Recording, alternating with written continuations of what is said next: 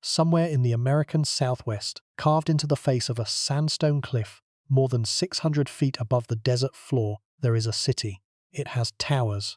It has rooms numbering in the hundreds. It has plazas and kivas, those circular underground chambers used for ceremony and prayer. It has grain storage. It has water management. It has everything a thriving civilization would need to endure for centuries. And it is completely empty. It has been empty for more than 700 years. No one knows, with absolute certainty, why its people left. No one knows where all of them went. And no one can fully explain why. After building one of the most extraordinary architectural achievements in all of North America, an entire civilization simply walked away and never came back. The people we are speaking of are often called the Anasazi, a Navajo word that has been translated in various ways, most commonly as the Ancient Ones or Ancient Enemies. Today, many scholars and indigenous communities prefer the term Ancestral Puebloans, recognizing that their descendants still live among us in the Pueblo communities of New Mexico and Arizona. But the name Anasazi has persisted in popular memory, and it carries with it a weight that few other words in archaeology possess. It is a word that sounds like a whisper from the deep past. It is a word associated with mystery, with abandonment, with silence. Consider what we know. By the late 1200s, the Four Corners region of what is now the United States, where Utah, Colorado, Arizona, and New Mexico meet, was home to tens of thousands of people. Some estimates place the population of the greater ancestral Puebloan world at over 40,000. They had been building in this region for centuries. Their architecture had grown from simple pit houses dug into the earth to elaborate stone complexes, rising 4 and 5 stories high. At Chaco Canyon, in what is now northwestern New Mexico, they constructed great houses containing more than 600 rooms each. At Mesa Verde, in southwestern Colorado, they built cliff dwellings so precisely fitted into the natural alcoves of canyon walls that they have survived largely intact for over 7 centuries. These were not primitive shelters. These were engineered structures, planned communities, monuments to a people who understood stone, mortar, astronomy, and the movement of water across a dry landscape. And then, in a span of roughly 50 years centered around the late 1200s, they left. Not just one village, not just one canyon. The entire Four Corners region was depopulated. Cliff Palace at Mesa Verde, with its more than 150 rooms and 23 kivas, was abandoned. Pueblo Bonito at Chaco Canyon, one of the largest pre-Columbian buildings ever constructed north of Mexico, stood empty. Hundreds of smaller sites across the mesas and canyons were vacated. The granaries were left with grain still inside. The tools were left behind. The roads they had built, some stretching more than 30 miles in perfectly straight lines across the desert, led to destinations no one would visit again for centuries. This was not a slow fade. This was not the gradual decline of a culture losing its vitality over millennia. This was a mass departure, a deliberate and coordinated abandonment of a homeland that had sustained a people for the better part of 1,000 years. And the silence that followed was absolute. When Spanish explorers arrived in the region in the 1500s, they found the cliff dwellings, already ancient, already crumbling, already wrapped in the dust of centuries. The people who built them were gone. Their stories, their songs, their reasons for leaving, all of it had vanished into the dry desert air. Think about the scale of what was left behind. Across the mesas and canyons of the Four Corners, archaeologists have catalogued more than 30,000 individual sites associated with the ancestral Puebloans. 30,000. Each one represents a moment in the life of a community, a place where people cooked, prayed, raised children, buried the dead, watched the stars, and carried forward the accumulated knowledge of their ancestors. Some of these sites are tiny, a single storage room, a scatter of broken pottery. Others are vast multi-room complexes that housed hundreds of people for generations. Together, they represent one of the densest concentrations of archaeological sites anywhere in the world, and nearly all of them were empty by the early 1300s. The number demands context. 30,000 sites across a region roughly the size of Scotland. Some archaeologists believe the true number is higher, that many sites remain undiscovered beneath wind-blown sand or hidden in canyons that have not yet been systematically surveyed. Each site, whether a single room or a sprawling complex, represents a decision. Someone chose to build there. Someone carried the stones. Someone mixed the mortar. Someone planted corn nearby and watched the sky for rain. And someone, in the end, walked away. The accumulated labor represented by 30,000 sites is almost impossible to calculate. Generations of effort, centuries of construction, the physical expression of a culture's will to exist in a place that demanded everything of its inhabitants. All of it was abandoned in a span shorter than a single human lifetime. By the end of tonight, you are going to understand what the Anasazi built, why it mattered, what forces may have driven them from their homeland, and what their disappearance tells us about the fragility of every civilization that has ever existed, including our own. This is not a simple story of drought or warfare, though both played their parts. This is a story about what happens when the systems that hold a society together begin to fail, one by one, until the only rational choice left is to leave everything behind and start again somewhere else. It is a story about how knowledge is lost, how memory fades, and how an entire way of life can vanish so completely that future generations are left staring at empty rooms in a cliff face, wondering who lived there and why they left. Before we get started, if you find these mysteries as fascinating as we do, take a second to like the video or subscribe. It is a simple action, but it helps this channel reach more curious minds like yours. Now, let us begin. To understand what was lost in the Four Corners region at the end of the 13th century, we must first understand what was built. And to understand what was built, we must go back, not just centuries, but deep into the layered history of human habitation in the American Southwest, a region that has been home to human communities for thousands of years, according to archaeological evidence. The landscape itself is the first thing to reckon with. The Colorado Plateau, which encompasses most of the Four Corners region, is a vast elevated tableland covering roughly 130,000 square miles. It is a place of extremes. Summer temperatures can exceed 100 degrees Fahrenheit. Winter nights can plunge well below zero. Annual rainfall in much of the region averages between 6 and 13 inches, making it one of the driest inhabited landscapes on the continent. The soil is thin. The rivers are unpredictable, prone to flash floods in summer, and sometimes vanishing entirely in drought years. The vegetation is sparse, dominated by piñon pine, juniper, sagebrush, and desert grasses that cling to life in the sandy earth. This is not a landscape that invites settlement. It is a landscape that demands ingenuity. And yet, it was here, in this dry and difficult country, that one of the most sophisticated pre-Columbian civilizations in North America took root and flourished. The earliest inhabitants of the region were nomadic hunter-gatherers who moved across the landscape, following game and seasonal plant resources.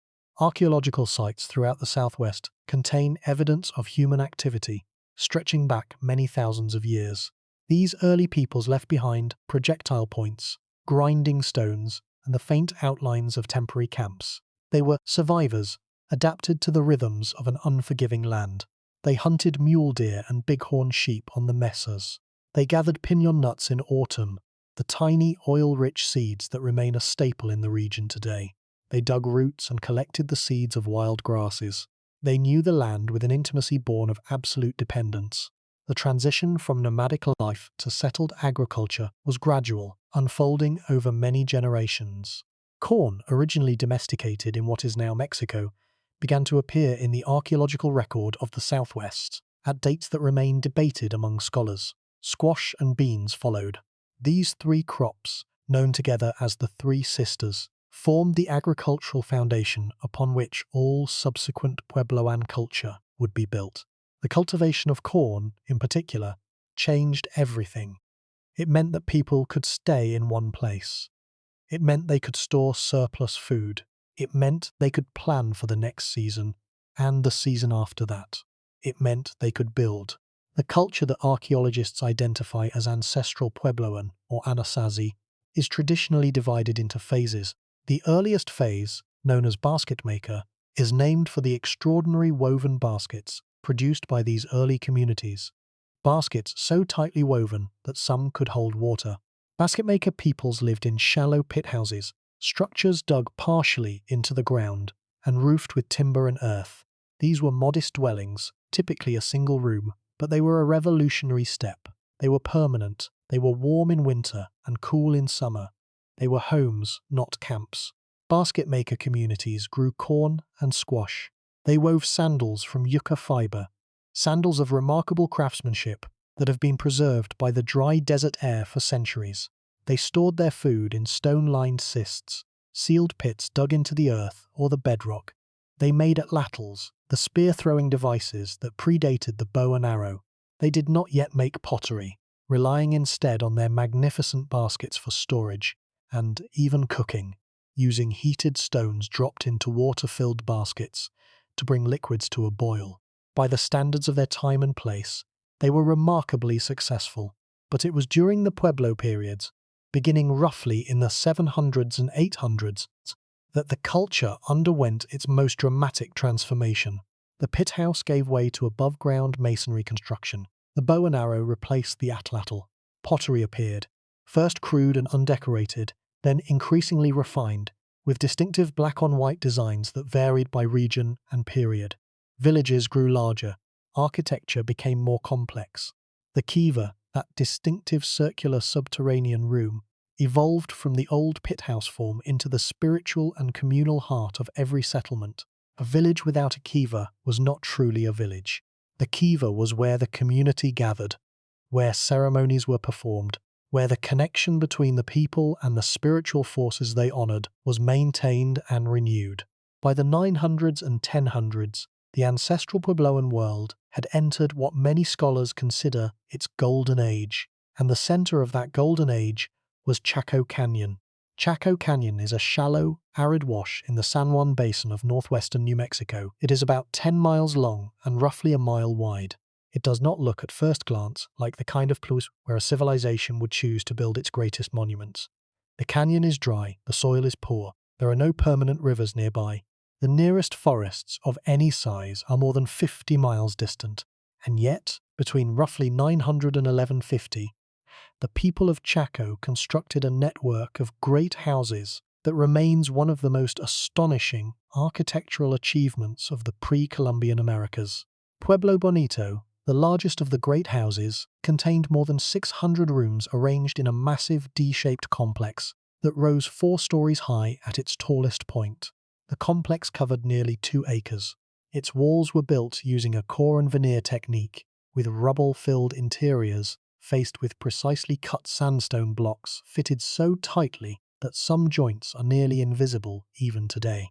The construction required an estimated 50,000 wooden beams, most of them ponderosa pine and spruce, many of them more than 15 feet long and 8 inches in diameter, carried from forests on the Chusca Mountains and Mount Taylor, more than 50 miles away, across terrain with no wheeled vehicles and no draft animals. The labor involved was staggering. The planning was meticulous. Pueblo Bonito was not a building that grew organically over time.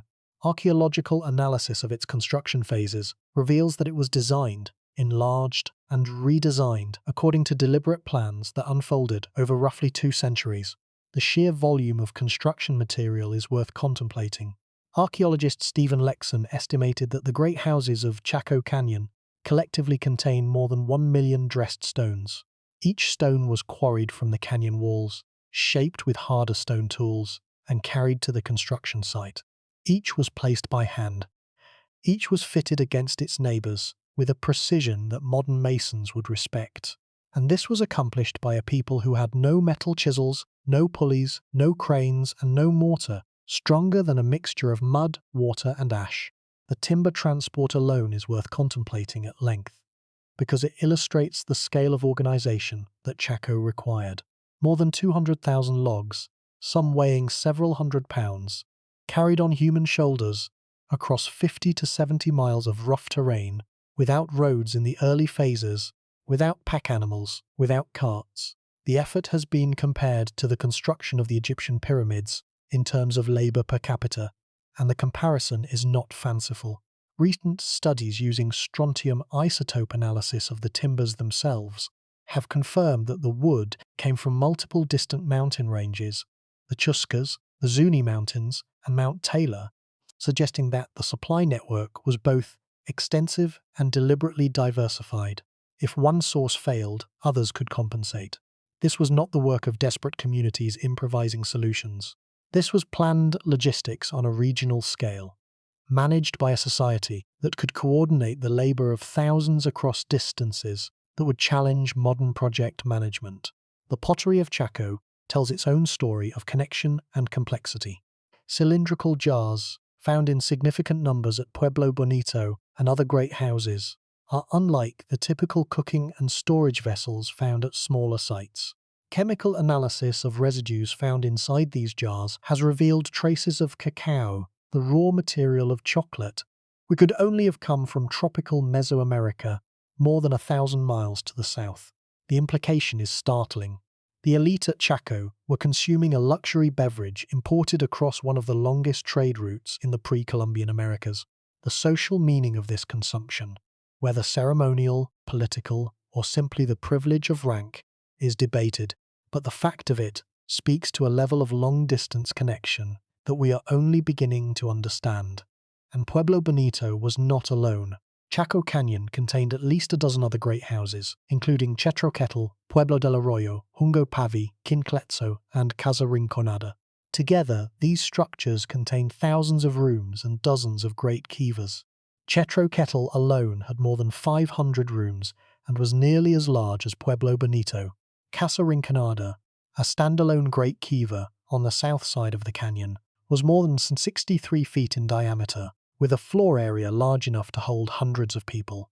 Its construction required massive timbers for the roof, walls of carefully shaped masonry, and an underground passage that may have been used for ceremonial entrances. Figures emerging from the earth as if being born from the spirit world below. But perhaps the most remarkable feature of Chaco was its road system. Radiating outward from the canyon in straight lines that cut across mesas and through arroyos, these roads connected Chaco to more than 150 outlying communities, spread across an area of roughly 25,000 square miles. The roads were typically about 30 feet wide, far wider than any path needed for foot traffic. They were carefully leveled and bordered with low stone walls or earthen berms. In places where they encountered cliffs, the builders carved staircases directly into the rock, some with steps wide enough for several people to ascend side by side. These were not footpaths worn by casual travel. These were engineered transportation corridors, built with a labor investment that speaks of centralized planning and coordinated effort. What was this network? What was Chaco?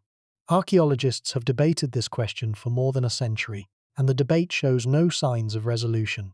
Some see Chaco as a political capital, the administrative center of a chiefdom or proto-state that governed the surrounding region through a combination of authority, prestige, and the redistribution of goods. Others see it as a ceremonial center, a pilgrimage destination to which people traveled from great distances to participate in seasonal rituals, exchange goods, renew social bonds, and honor shared spiritual traditions.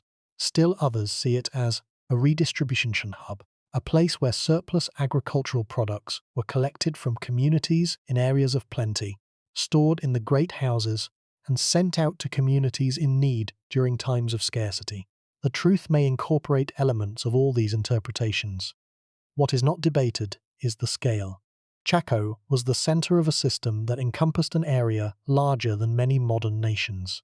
The goods found at Chaco speak to connections that stretched far beyond the local region. Archaeologists have recovered more than 30 macaw skeletons, tropical birds native to Mexico, buried in ceremonial contexts within Chaco great houses.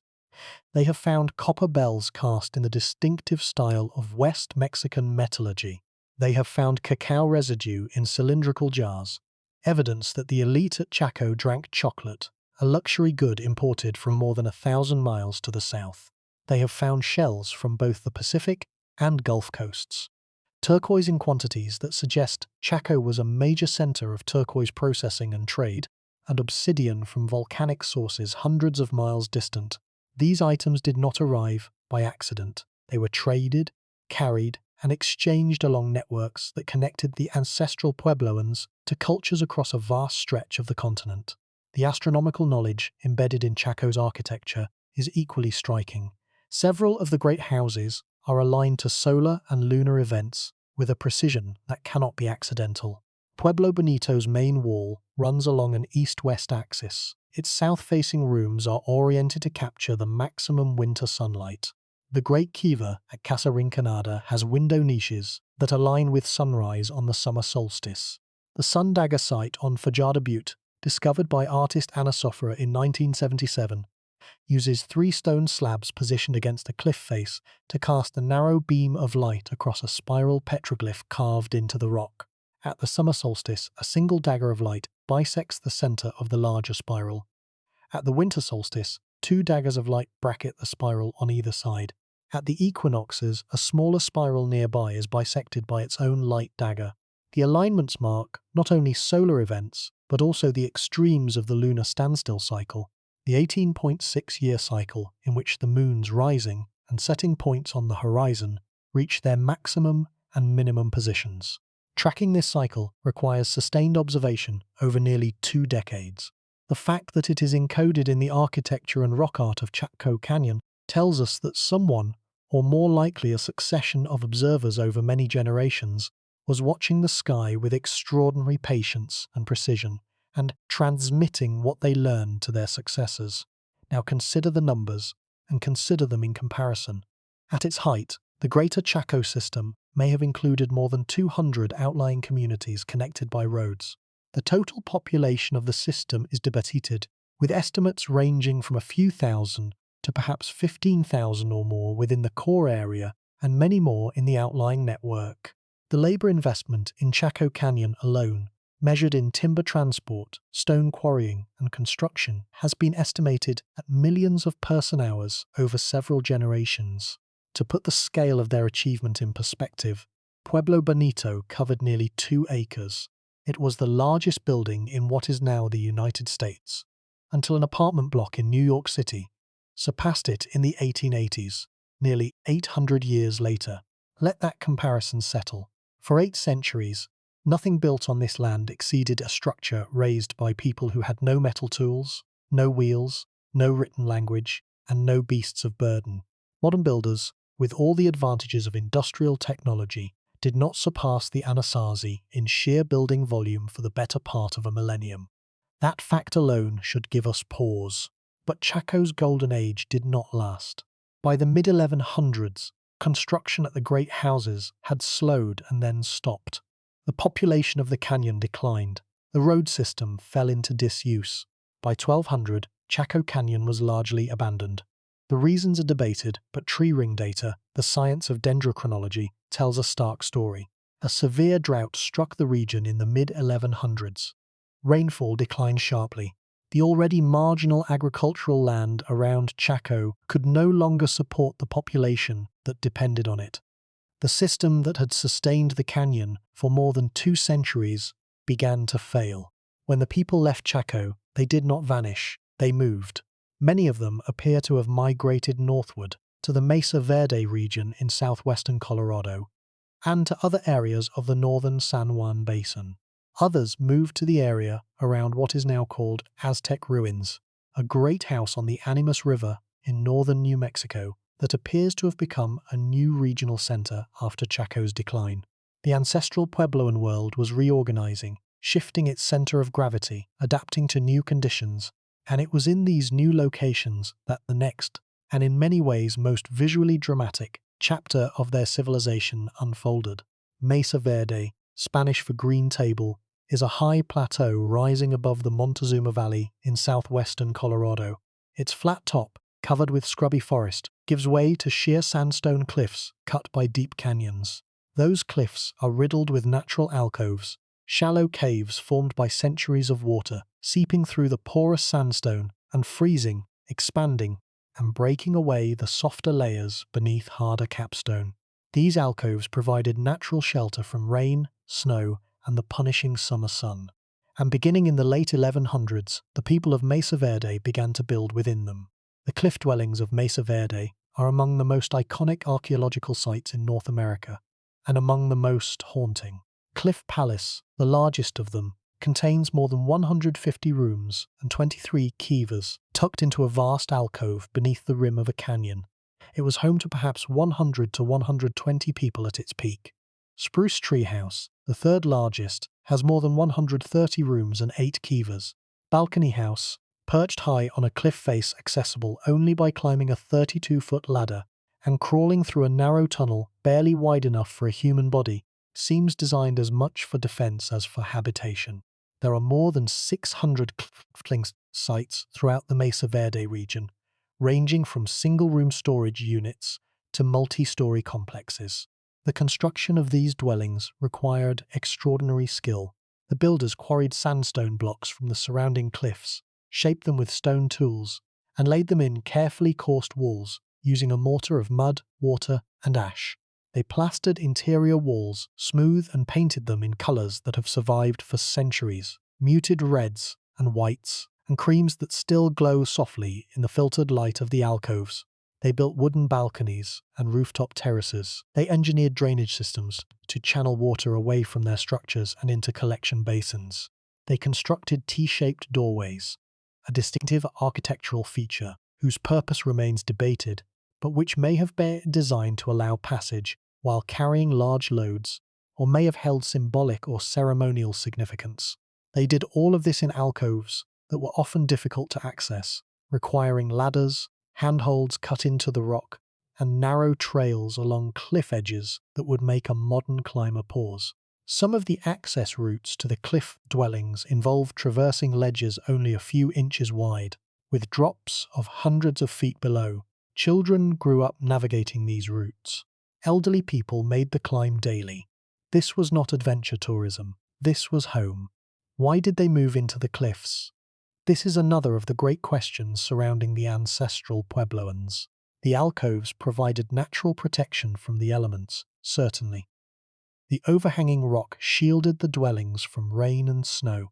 The south-facing orientation of many alcoves provided warmth in winter and shade in summer, a kind of natural climate control that reduced the energy needed to heat and cool living spaces. But many archaeologists believe there was another reason, one less comfortable to consider. The cliff dwellings were defensive. They were hard to reach. They were hard to attack.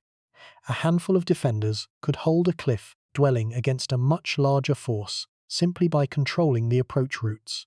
And the fact that the ancestral Puebloans felt the need to build in such defensible locations suggests that, by the late 1200s, the world of the Four Corners had become a dangerous place. The evidence of violence in the archaeological record of this period is impossible to ignore. Excavations at numerous sites throughout the region have revealed unburied human remains, crushed skulls, and cut marks on bones consistent with violent death. Some bodies were found where they fell, in rooms and plazas, unburied and unattended, left to the elements rather than given the formal burial that ancestral Puebloan tradition required. At some sites, the evidence is even more disturbing. At a site called Cowboy Wash in southeastern Utah, excavations in the 1990s revealed fragmentary human remains that showed clear signs of butchering, defleshing, and cooking. The analysis, led by physical anthropologist Christy Turner, and later confirmed by biochemist Richard Mahler, who identified human myoglobin, a muscle protein, in residue from a cooking pot at the site, provided the first biochemical evidence of cannibalism in the prehistoric Southwest. This finding was deeply controversial. It remains so. But the physical evidence is difficult to dismiss. The move into the cliffs also required a fundamental reorganization of daily life. Farming was still done on the mesa tops above the cliff dwellings. Water had to be carried from springs, sometimes located far from the dwellings themselves. Building materials had to be hauled up or down the cliff face. The dead had to be buried, often in the refuse middens below the alcoves. Every aspect of existence became more labor-intensive, more physically demanding, more constrained by the geography of vertical stone. That the people accepted these costs tells us how serious the threats they faced had become. No one moves into a cliff alcove for convenience. You move into a cliff because the world outside has become too dangerous for any other choice. The towers that began to appear at sites throughout the Mesa Verde region in the late 1200s reinforced this interpretation. At sites like Hovenweep on the Utah-Colorado border, towers were built at the heads of canyons and along the rims of mesas in positions that commanded views of the surrounding landscape for miles in every direction. Some of these towers were connected to kivas by underground tunnels, suggesting that they served both a practical function as watchtowers and a ceremonial one as part of the ritual architecture of the community. The investment of labor in these defensive structures was significant. Communities that were already stressed by drought and dwindling resources were diverting scarce labor and materials to the construction of fortifications. This is not the behavior of a society at peace with its neighbors. Something was wrong in the world of the ancestral Puebloans by the late 1200s. The great system that had sustained them for centuries was under stress, and the response, building homes in cliffs that were hard to reach, fortifying villages, constructing watchtowers, living behind walls, tells us that the dissolution was not peaceful. The scale of what was about to be lost is difficult to overstate. We are not speaking of a single village. We are not speaking of a regional decline. We are speaking of the complete abandonment of a homeland that had been continuously occupied for the better part of 1,000 years. Every kiva, every granary, every road, every room, every painted wall, and every spiral carved into stone. All of it would be left behind. All of it would fall silent. The grain would rot. The roofs would collapse. The plaster would peel. The wind and the sand and the slow patience of time would begin their work of erasure. And the knowledge that built it all, the engineering knowledge, the astronomical knowledge, the agricultural knowledge, the social and ceremonial knowledge that held a civilization together across 25,000 square miles of desert, all of it would be scattered, fragmented, partially lost, and partially transformed as the people who carried it dispersed into new lands and new lives. What happened in the Four Corners at the end of the 13th century was not merely an abandonment, it was an unravelling, and to understand it, we must look at the forces that pulled a civilization apart. But what scientists discovered about those forces was worse than anyone expected. The abandonment of the Four Corners region by the ancestral Puebloans in the late 13th century is one of the great puzzles of North American archaeology. It is not a puzzle because we lack evidence. It is a puzzle because the evidence points in multiple directions at once, and every attempt to isolate a single cause runs into complications that demand additional causes, which in turn demand still more. The disappearance of the Anasazi is not a mystery with a clean solution. It is a cascade, a chain of failures and pressures that accumulated over decades until the entire system reached a breaking point from which there was no recovery. Let us begin with the most commonly cited factor, the one that appears in nearly every popular account of the Anasazi collapse: drought. The science of dendrochronology, the study of tree rings, has given us an extraordinarily detailed picture of climate in the American Southwest over the past 2,000 years. Each year, a living tree adds a growth ring. In wet years, the ring is wide. In dry years, the ring is narrow. By matching ring patterns from living trees to those in ancient timbers, and from those timbers to still older ones, scientists have built continuous tree ring records stretching back millennia. The Laboratory of Tree Ring Research at the University of Arizona, founded by astronomer Andrew Ellicott Douglas in 1937, pioneered this work, and the institution remains the global leader in dendrochronological research. The records it has produced are among the most precise climate records available for any region on Earth. What those records reveal about the late 13th century is stark. Beginning around 1276 and lasting until approximately 1299, the Colorado Plateau experienced what dendroclimatologists call the Great Drought. For roughly 23 years, rainfall in the region dropped far below normal levels. This was not a minor fluctuation. This was not the kind of dry spell that farmers grumble about and endure. The tree ring data shows that the Great Drought was one of the most severe and prolonged dry periods in the entire 2,000-year record. The pinyon pines that dotted the mesas stopped growing in any meaningful way.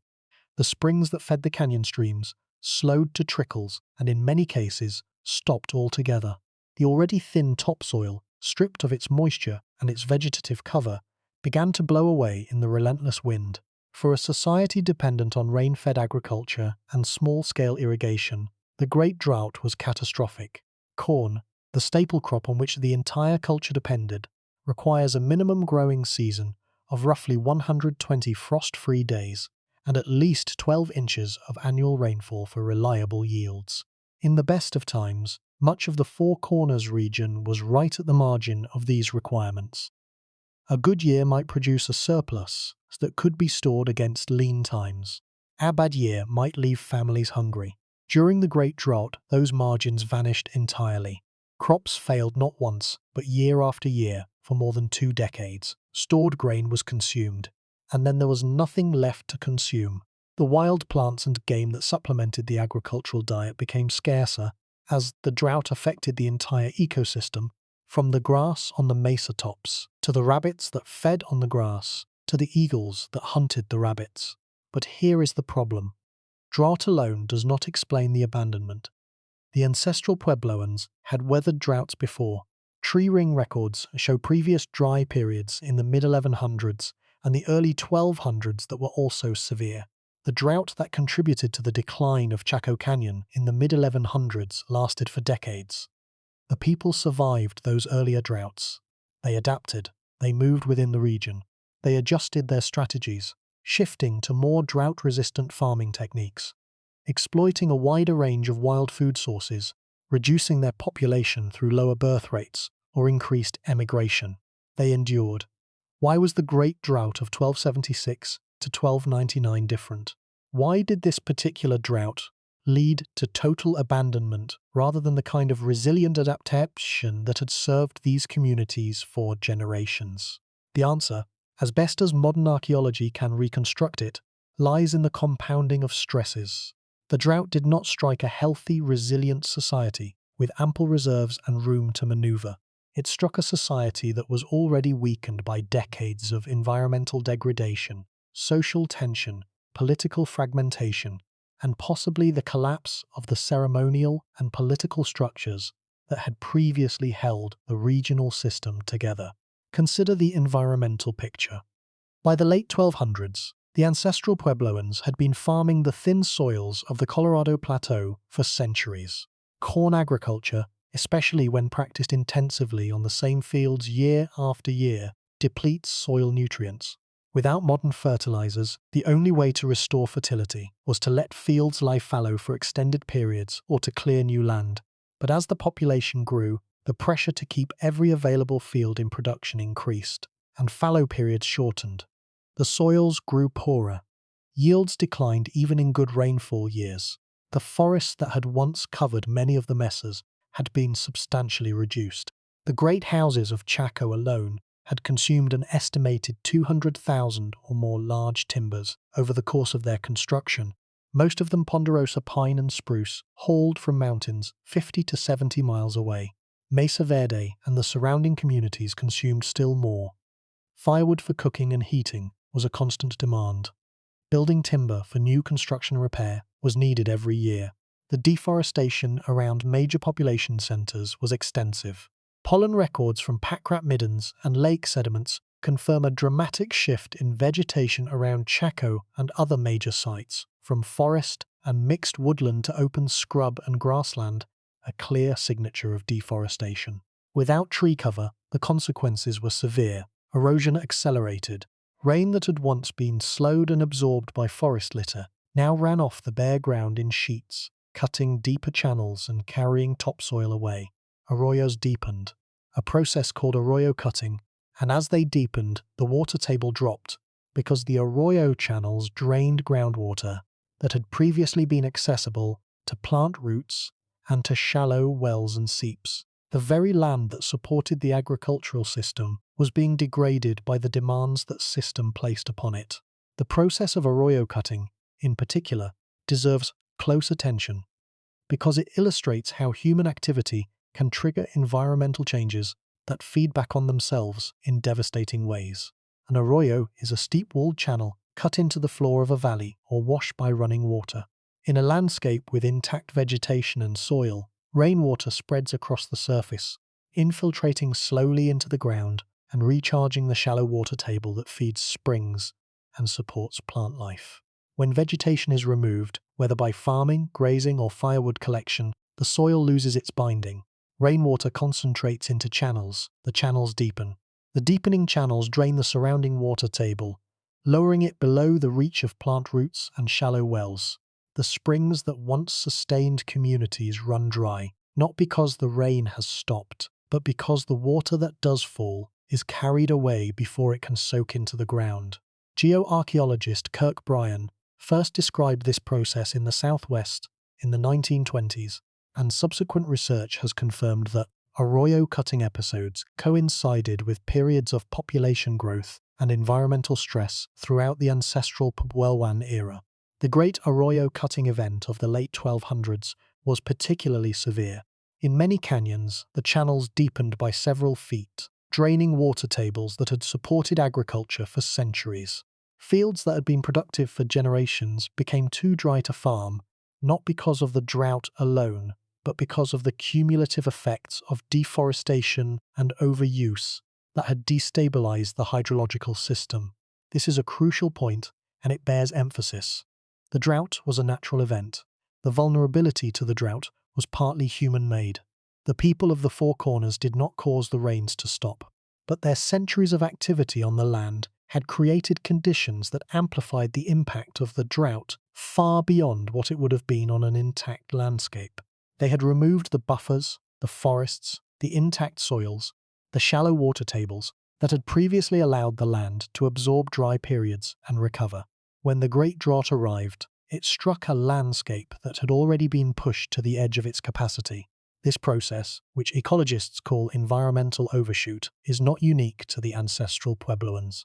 It is a pattern that has repeated itself throughout human history, from the deforestation of Easter Island to the salinization of Mesopotamian farmland. A society develops a successful subsistence strategy. The population grows in response to that success. The strategy is intensified to support the growing population. The intensification degrades the resource base. And then, when an external shock arrives, whether drought, disease, or conflict, the degraded system lacks the resilience to absorb the blow. The margin is gone, the buffer is empty, the next crisis becomes the last. The environmental data from the Four Corners region is consistent with this pattern. Pollen records show a decline in tree pollen and an increase in weedy, disturbance-adapted species in the centuries leading up to the abandonment. Soil analyses reveal erosion and nutrient depletion. Studies of faunal remains show a shift from large game animals like deer and bighorn sheep, which require extensive habitat, to smaller species like rabbits and rodents, which thrive in degraded environments. The people were eating less nutritious food from a less productive landscape. The land was tired. The people had pushed it to its limits, and when the Great Drought arrived, there was no margin left. And it gets worse. The social fabric of the ancestral Puebloan world was also fraying, and the evidence for this is deeply disturbing. We have already mentioned the findings at Cowboy Wash, but that site is not an isolated case. Across the Four Corners region, archaeologists have documented dozens of sites from the late 1200s that contain evidence of violent death. Crushed skulls, arrow points embedded in bone, unburied bodies left in the open or thrown into abandoned rooms. In some cases, entire villages appear to have been attacked and destroyed, their inhabitants killed where they stood. The pattern is not subtle. The work of physical anthropologists Christy Turner and Jacqueline Turner, who spent decades documenting evidence of extreme violence in the prehistoric Southwest, paints a picture of a society in crisis. The Turners published their findings in a 2,000-page study called Man Corn in 1999, documenting more than 70 sites, with evidence of what they termed perimortem bone processing, a clinical phrase that encompasses dismemberment, defleshing, bone breakage for marrow extraction, and burning of remains in ways consistent with cooking. At some sites, the processed bones of multiple individuals were found in refuse deposits, mixed with animal bone and broken pottery, as if the remains had been discarded with household trash. Their work was controversial, and it remains so. Many scholars objected to the interpretations, arguing that the bone damage could be explained by other processes, secondary burial practices, animal scavenging, or post-mortem disturbance. Many indigenous communities found the claims deeply offensive, an imposition of sensationalist interpretation on the remains of their ancestors. The debate is legitimate, and it has not been resolved. But the biochemical evidence from Cowboy Wash, where Richard Marler identified human myoglobin in the residue of a cooking vessel, is harder to explain away. Myoglobin is a protein found in human muscle tissue. Its presence in a cooking pot, at a site where human bones show signs of processing, is direct evidence that human tissue was cooked in that vessel. This finding, published in the journal Nature in 2000, was a landmark in southwestern archaeology. It did not settle the broader debate, but it established that at least one instance of cannibalism had occurred at one site during this period. Whether or not the most extreme interpretations are accepted, the broader pattern is clear. The late 1200s in the Four Corners was a time of endemic conflict. Villages were being fortified with thicker walls and restricted entryways. Communities were moving into defensive positions, like the cliff dwellings of Mesa Verde, that could be accessed only by climbing ladders or traversing narrow ledges. Towers were being constructed at sites throughout the region, structures that many archaeologists interpret as watchtowers, designed to provide early warning of approaching threats. Some of these towers were built at the edges of cliff faces, in positions that commanded views of the surrounding landscape for miles. They were not decorative, they were functional. They were the architecture of fear. The scale of the violence can be understood through the lens of individual sites. At Sand Canyon Pueblo in southwestern Colorado, one of the last major settlements occupied in the Mesa Verde region, excavations led by archaeologist Scott Ortman and the Crow Canyon Archaeological Center revealed that the site was destroyed in a final, catastrophic attack sometime in the late 1280s or early 1290s. The pueblo, which had housed several hundred people, was burned. Human remains found at the site showed evidence of violent death, including perimortem fractures, embedded projectile points, and unburied bodies in rooms and plazas. The attack on Sand Canyon was not a raid by a small war party. It was an assault that destroyed an entire community. At Castle Rock Pueblo, another site in the Mesa Verde area, the pattern was similar. The village was attacked. People were killed. Bodies were left unburied. The site was abandoned. The pattern repeated at site after site across the region, each one telling the same grim story of communities under siege, communities fighting and losing, communities dying. The cumulative toll of this violence is difficult to estimate, but the number of sites showing evidence of conflict is large enough to suggest that warfare was not an occasional disruption but a persistent condition of life in the late 13th century. Four Corners, communities that had lived in relative peace for generations, were now living in a world where an attack could come at any time, from any direction, by neighbors who had once been trading partners and ceremonial allies. The archaeological record does not whisper of conflict, it shouts, and the shouting grew louder as the 13th century progressed. What was driving this violence? Several theories have been proposed, and none is fully satisfactory alone. Some scholars point to the possibility that new groups were entering the region, possibly Athabascan-speaking peoples, the ancestors of the modern Navajo and Apache, who may have been migrating into the southwest from the north during this period. The arrival of aggressive newcomers competing for already scarce resources could have intensified conflict. But the timing of the Athabascan arrival is debated, and many scholars believe it occurred later than the Puebloan abandonment. Others argue that the violence was primarily internal, a product of competition among Puebloan communities over dwindling resources as the drought tightened its grip. When food is scarce and social bonds are weak, even neighboring villages can become enemies. The violence at Cowboy Wash and other sites may represent raids by desperate communities on their neighbors, attacks driven not by ancient enmity, but by immediate hunger. Still others suggest that the violence had a ritual or social dimension, tied to the breakdown of the ceremonial systems that had previously maintained social order.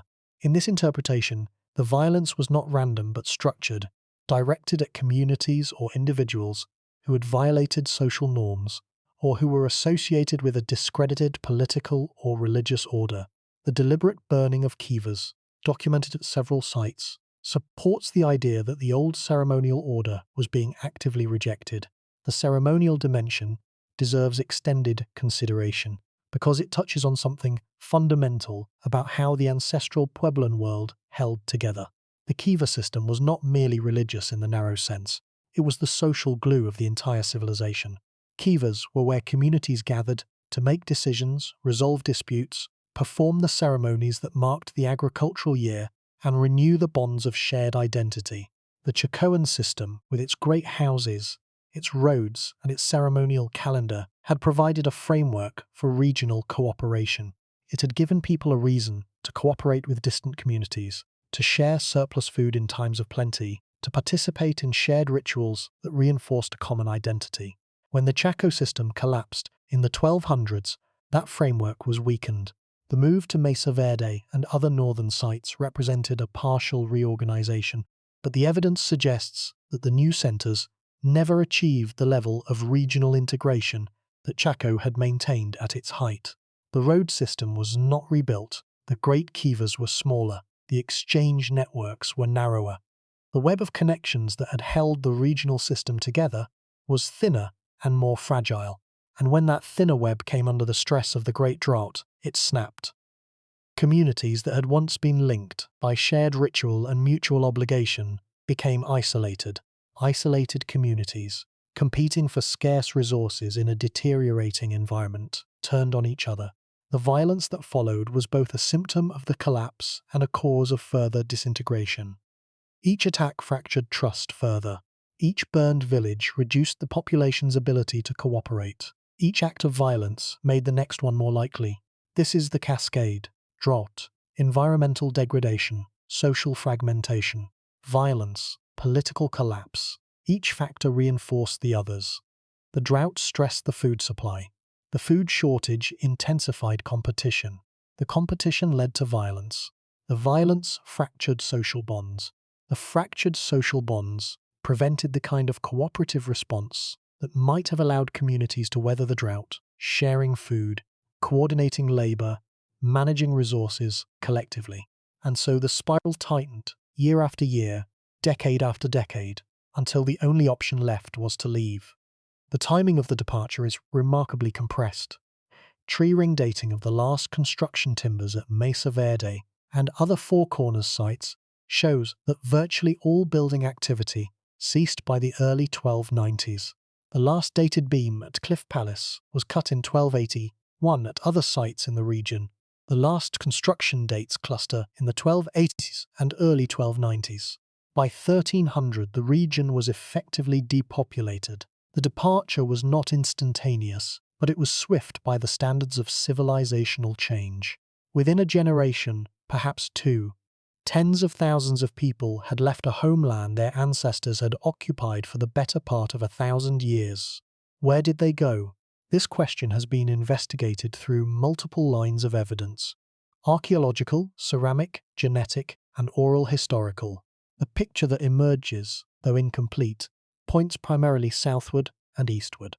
Many of the Mesa Verde migrants appear to have moved to the Rio Grande Valley, in what is now central New Mexico, where Pueblo communities still exist today. The appearance of Mesa Verde-style pottery and architectural features at Rio Grande sites in the late 1200s and early 1300s supports this interpretation. Others moved to the Hopi Mesas in northeastern Arizona. Still others joined communities along the Little Colorado River and in the Zuni region of western New Mexico. The movements were not random. They were directed toward areas with more reliable water sources, areas where agriculture was more sustainable, areas where existing communities could absorb new arrivals. The Rio Grande, with its permanent flow, offered something the drying springs of the Four Corners could not: a dependable water supply. The Hopi Mesas, with their deep springs and their established farming traditions adapted to arid conditions, offered another kind of security. The migrants were not wandering. They were relocating, deliberately, and with knowledge of where they were going. The descendants of the ancestral Puebloans did not vanish from the earth. They relocated, they reorganized, they continued. The modern Pueblo peoples of New Mexico and Arizona are their descendants, and their cultures preserve elements of the ancient traditions. The Hopi, the Zuni, the Acoma, the people of Taos and Santo Domingo and Laguna, all of them carry the inheritance of the cliff dwellers and the canyon builders. But what they left behind was immense. The cliff dwellings, the great houses, the road systems, the astronomical alignments, the agricultural knowledge accumulated over centuries of farming the same soils, the ceremonial traditions that had once unified a region, the social structures that had allowed cooperation across vast distances. Much of this was carried forward in memory and practice, but much was also lost. The specific knowledge of how Chaco's regional system operated, the engineering expertise that built Pueblo Bonito without metal tools, the astronomical observations encoded in the great houses, the names and stories of the people who lived in Cliff Palace, the songs sung in the great kivas beneath the desert sky. All of this has been erased or fragmented beyond recovery. The loss is compounded by the nature of the knowledge itself.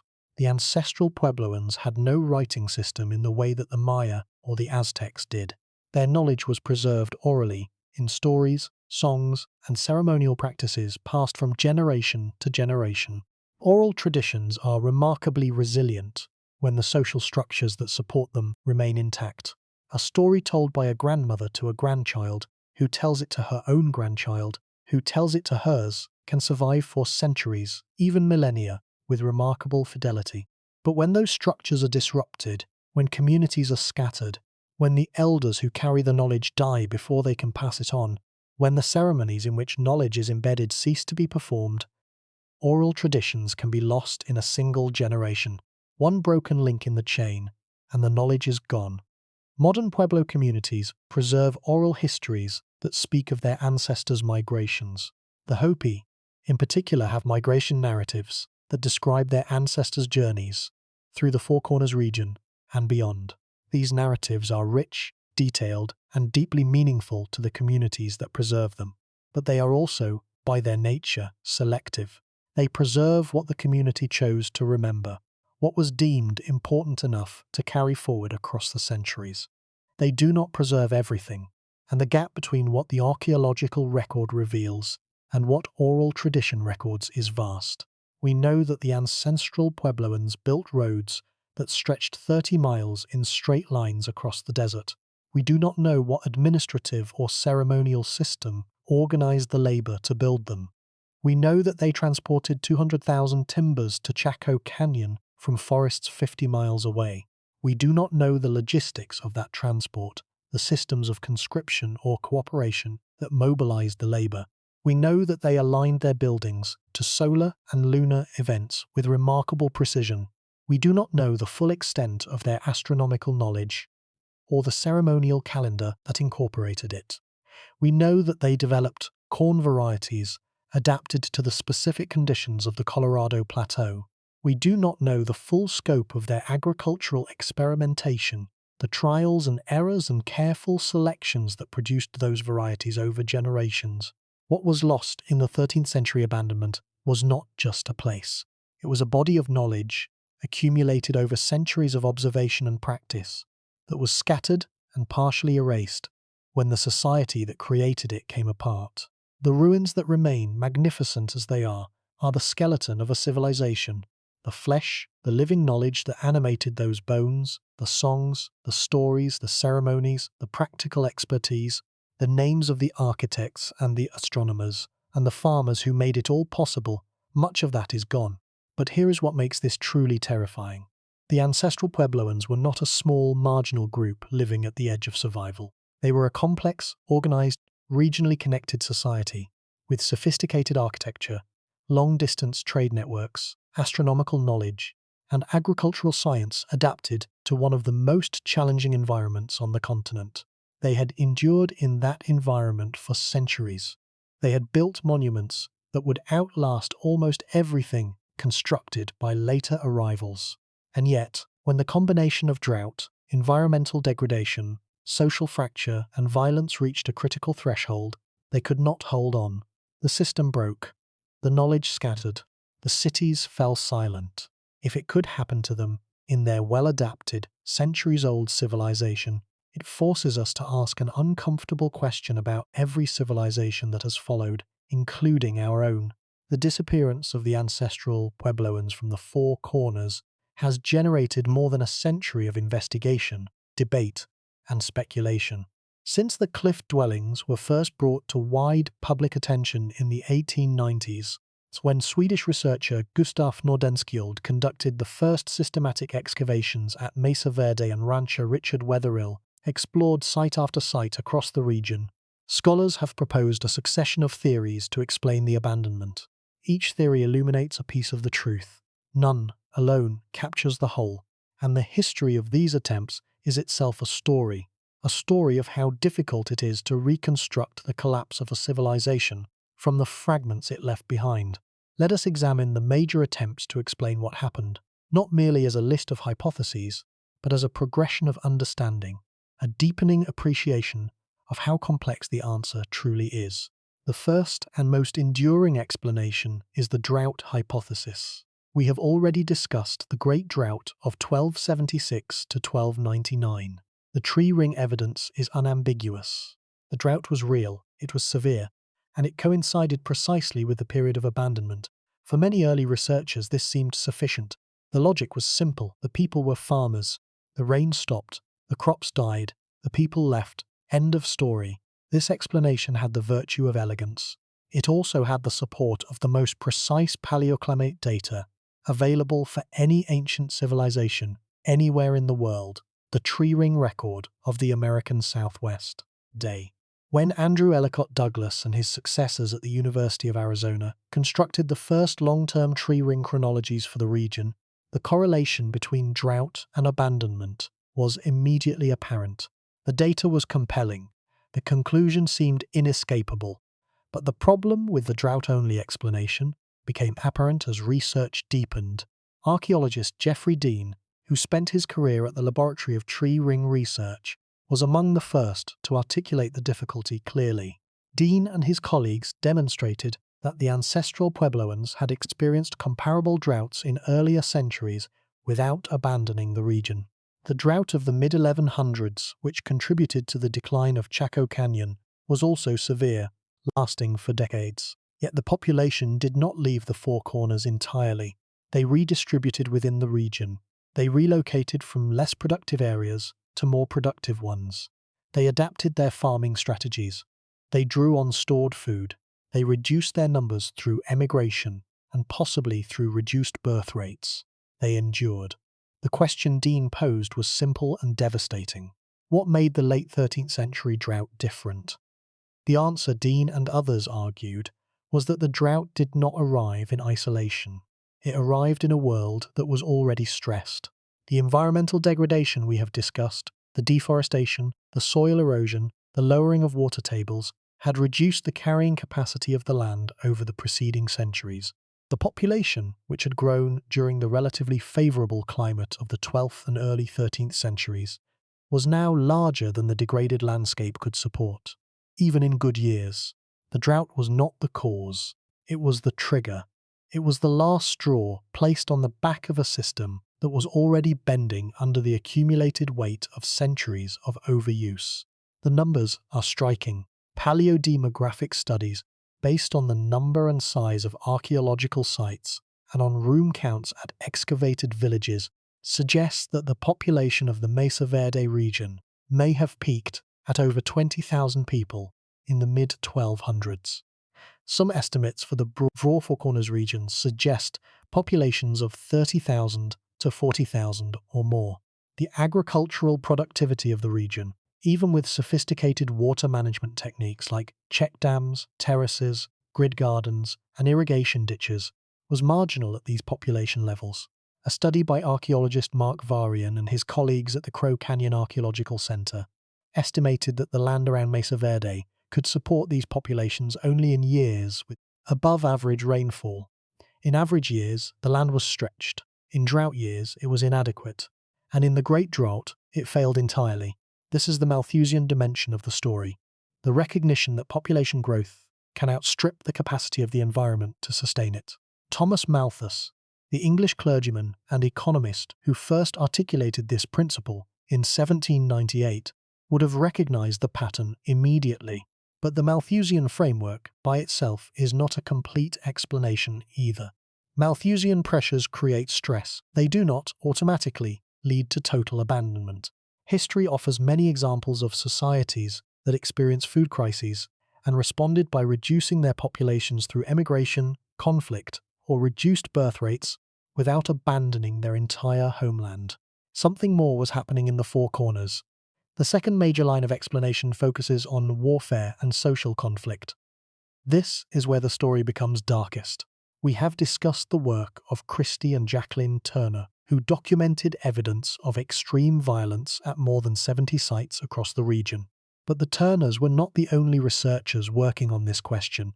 Archaeologists Jonathan Haas and Winifred Creamer, working in the Kayenta region of northeastern Arizona in the late 1990s and early 2000s, documented a pattern of defensive site placement that intensified dramatically in the late 1200s.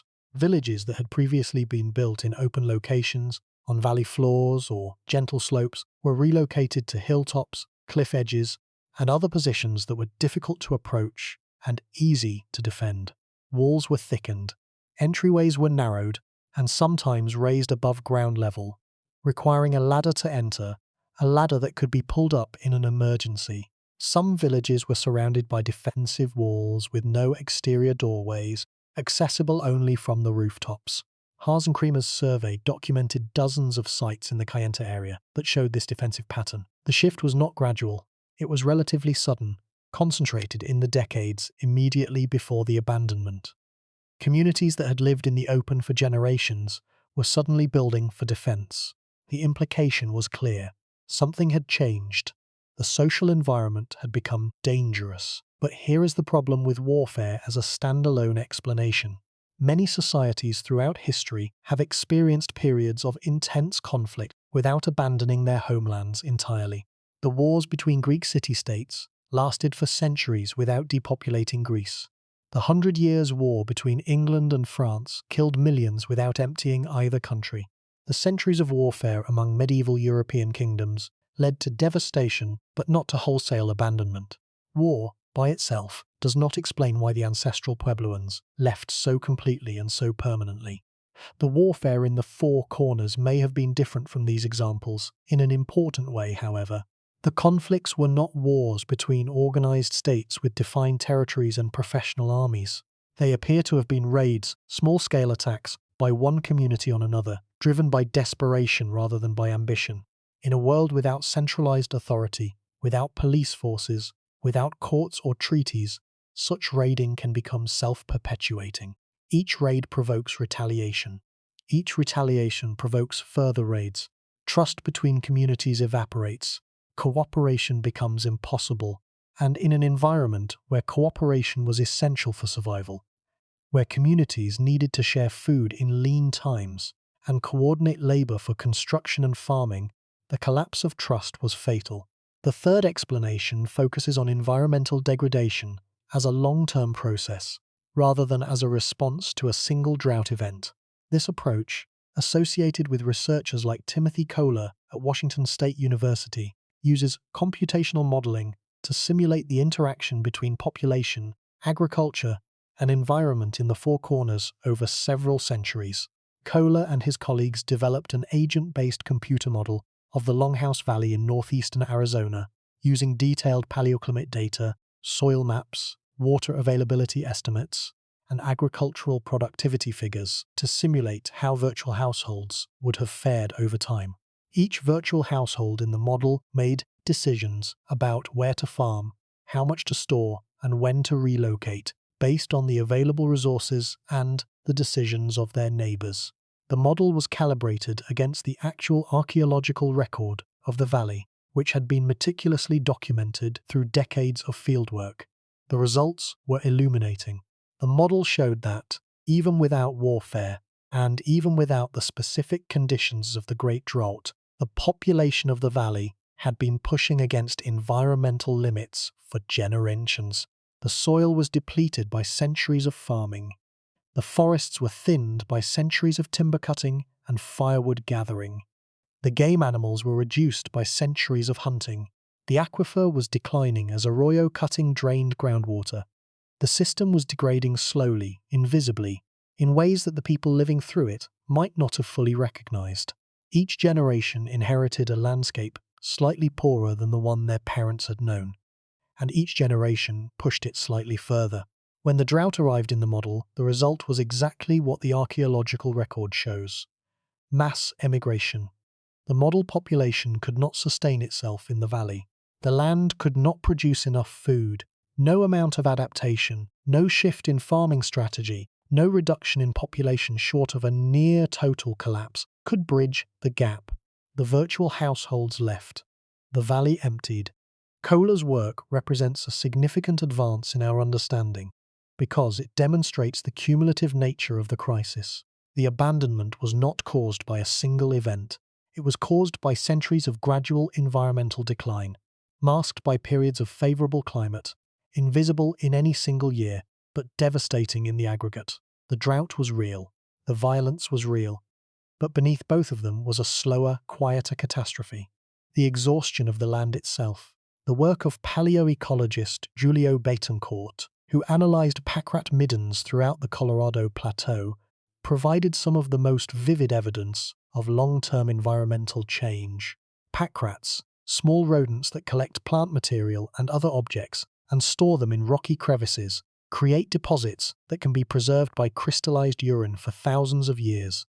By analyzing the plant remains in these ancient middens, Betancourt and his colleagues reconstructed the vegetation history of specific localities with remarkable precision. Their findings showed that the mesas around Chaco Canyon, which today are covered in sparse desert scrub, were once home to extensive forests of piñon pine and juniper. Those forests disappeared during the period of intensive construction at Chaco, replaced by the open, barren landscape we see today. The deforestation was not reversed when the people left. More than 700 years later, the forests have not returned. The damage was permanent, at least on human timescales. Similar patterns were documented at Mesa Verde and other major population centers. The landscape that the last inhabitants of the Four Corners walked away from was not the same landscape their ancestors had settled centuries earlier. It was poorer, it was drier, it was less forested, it was more eroded. It was, in a real sense, a different land, degraded by the very people who depended on it, not through carelessness or ignorance, but through the simple, cumulative pressure of thousands of people living on a fragile landscape for hundreds of years. A fourth approach to the mystery focuses on the social and political dimensions of the collapse, examining the ceremonial and political structures that held the ancestral Puebloan world together, and asking what happened when those structures failed. Archaeologist Steve Lexon has proposed one of the most provocative and debated theses in southwestern archaeology. Lexon argues that the history of the ancestral Puebloans can be understood as a series of political reorganizations centered on a succession of great houses lying along the same line of longitude, roughly 108 degrees west. First came Chaco Canyon, which dominated the regional system from roughly 900 to 1150. When Chaco declined, the center of political gravity shifted northward to Aztec ruins, a great house on the Animas River that shows strong Chacoan influence, and that appears to have functioned as a regional center from roughly 1100 to 1200. And when the Four Corners was abandoned, Lexon argues, the center shifted far to the south to Paquimé, so known as Casas Grandes, a massive site in the Mexican state of Chihuahua that flourished from roughly 1200 to 1450. All three sites, Lexon observes, lie near the same meridian. He interprets this as evidence of a political tradition, a lineage of power that moved along a north-south axis over several centuries. Lexon's Chaco-Aztec-Paquimé meridian thesis has its critics. Many scholars find it too speculative, too reliant on the coincidence of longitudinal alignment, and too dependent on the assumption that widely separated sites were connected by a single political tradition. The distance from Chaco to Paquimé is more than 400 miles, and the cultural connections between the ancestral Puebloans and the builders of Paquimé are debated. But the broader point that Lexon's work raises, the idea that the collapse of political and ceremonial authority was a factor in the abandonment, is widely accepted even by those who reject the specifics of his Meridian thesis. The Kiva burnings documented at several late 13th century sites, the deliberate destruction of ceremonial spaces, the rejection of Chacoan architectural forms and decorative styles, all of this suggests a society in which the old order had lost its legitimacy. The leaders who had once commanded the construction of great houses and the organization of regional networks could no longer command the loyalty of their people. The ceremonies that had once given life meaning and bound communities together had been discredited, either because the leaders had failed to bring rain, or because the system they represented was seen as unjust or exploitative. When political and ceremonial authority fails in a society without writing, the consequences are immediate and devastating. There is no constitution to fall back on. There are no laws that exist independently of the people who enforce them. There is no institutional memory stored in documents that can survive the collapse of the institutions themselves. When the authority fails, everything it held together falls apart. A fifth thread in the unraveling focuses on a factor less often discussed in popular accounts, but potentially crucial: the collapse of regional exchange networks.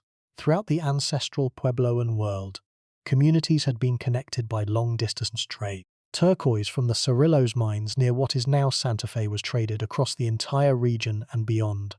Marine shells from the Pacific coast found their way to sites deep in the Colorado Plateau. Obsidian from volcanic sources in what is now northern New Mexico was traded to communities hundreds of miles away. Pottery, corn, meat, textiles, and raw materials of every kind moved along trade routes that crisscrossed the Southwest. These exchange networks served not only economic purposes but social ones. Trade created relationships between communities. It provided a mechanism for communities in one area to obtain resources they lacked from communities in another. It facilitated the movement of people, ideas, and knowledge across the region, and it provided a safety net.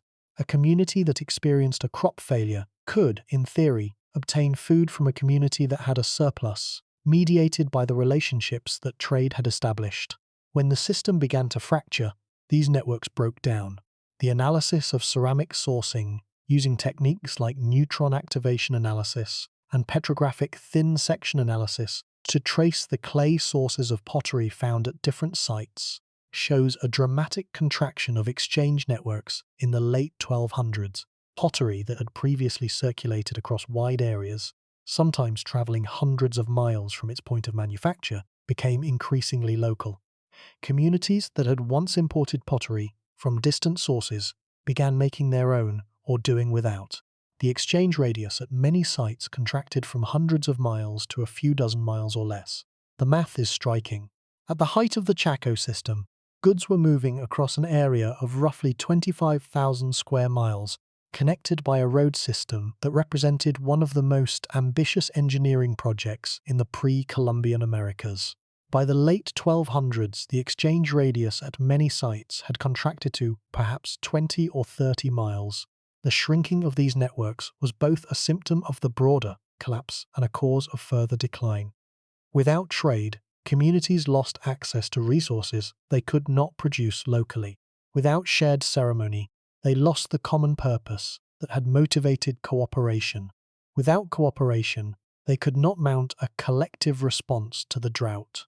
The contraction of trade networks had practical consequences that went beyond the loss of luxury goods. One of the most important items that moved through the exchange networks was food.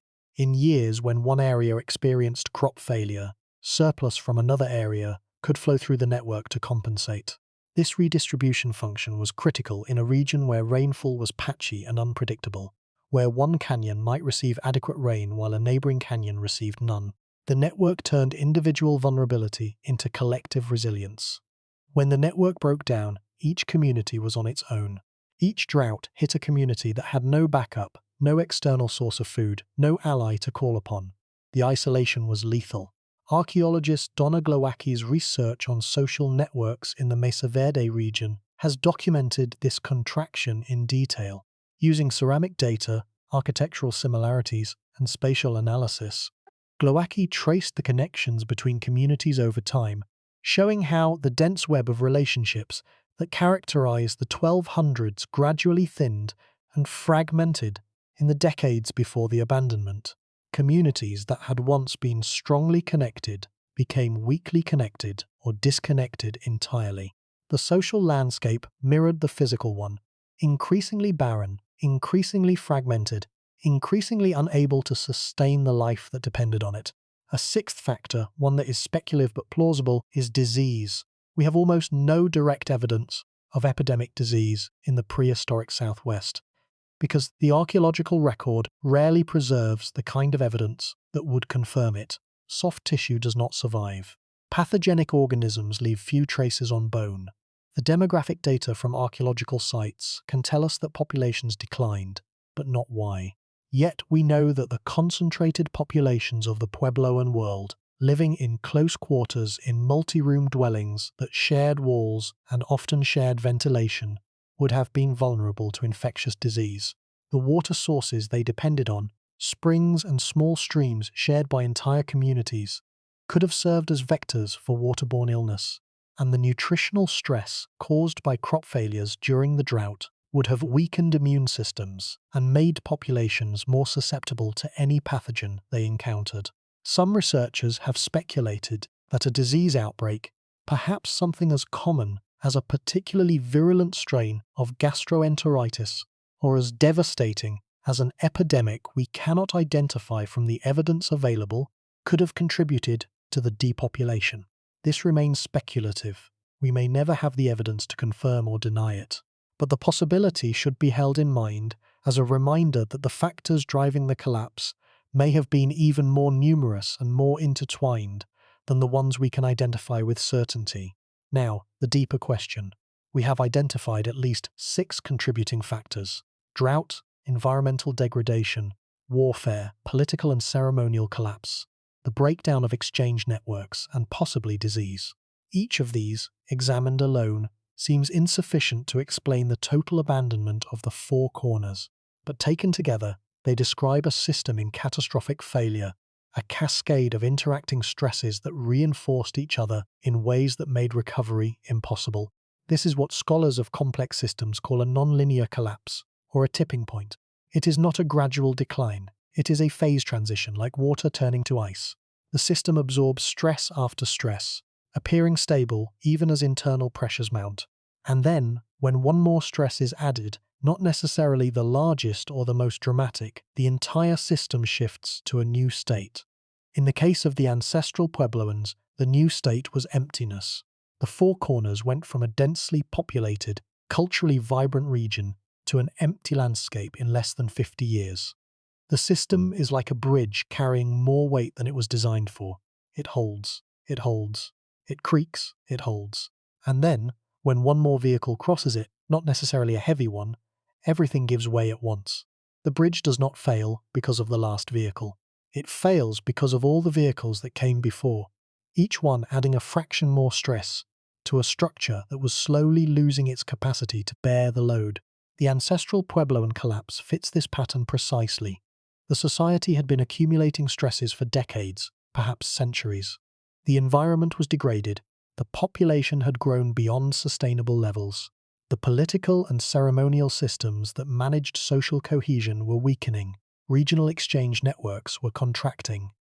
And then the Great Drought arrived, and the system that had held together under all the previous pressures simply could not hold together any longer.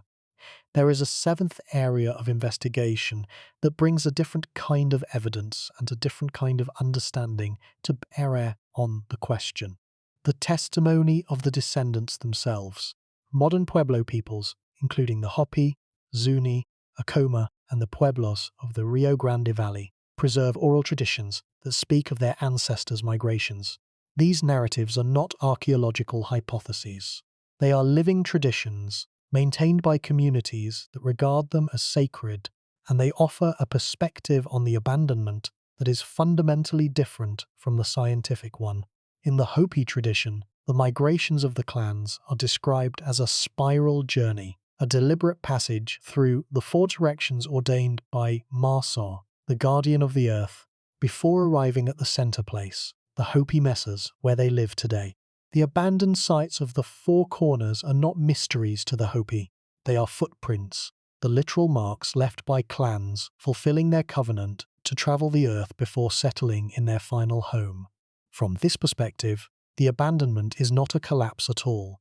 It is a completion, a phase of a journey that was always intended to be temporary.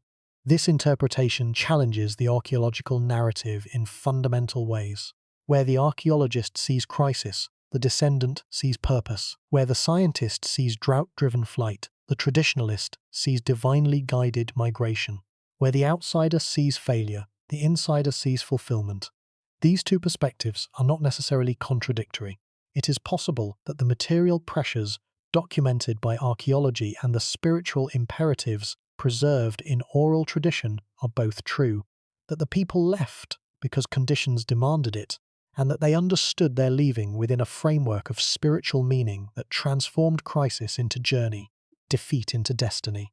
But what cannot be recovered, even through the richest oral traditions, is the full scope of what was known in the great houses and cliff dwellings before they were abandoned, the specific engineering techniques used to build Pueblo Bonito, the full astronomical calendar encoded in the architecture of Chacoco Canyon, the names of the architects who designed Cliff Palace, the songs sung in the great kivas on the winter solstice, the agricultural experiments that produced drought-resistant corn adapted to a specific canyon's microclimate, the trade agreements that moved turquoise and macaws across thousands of miles.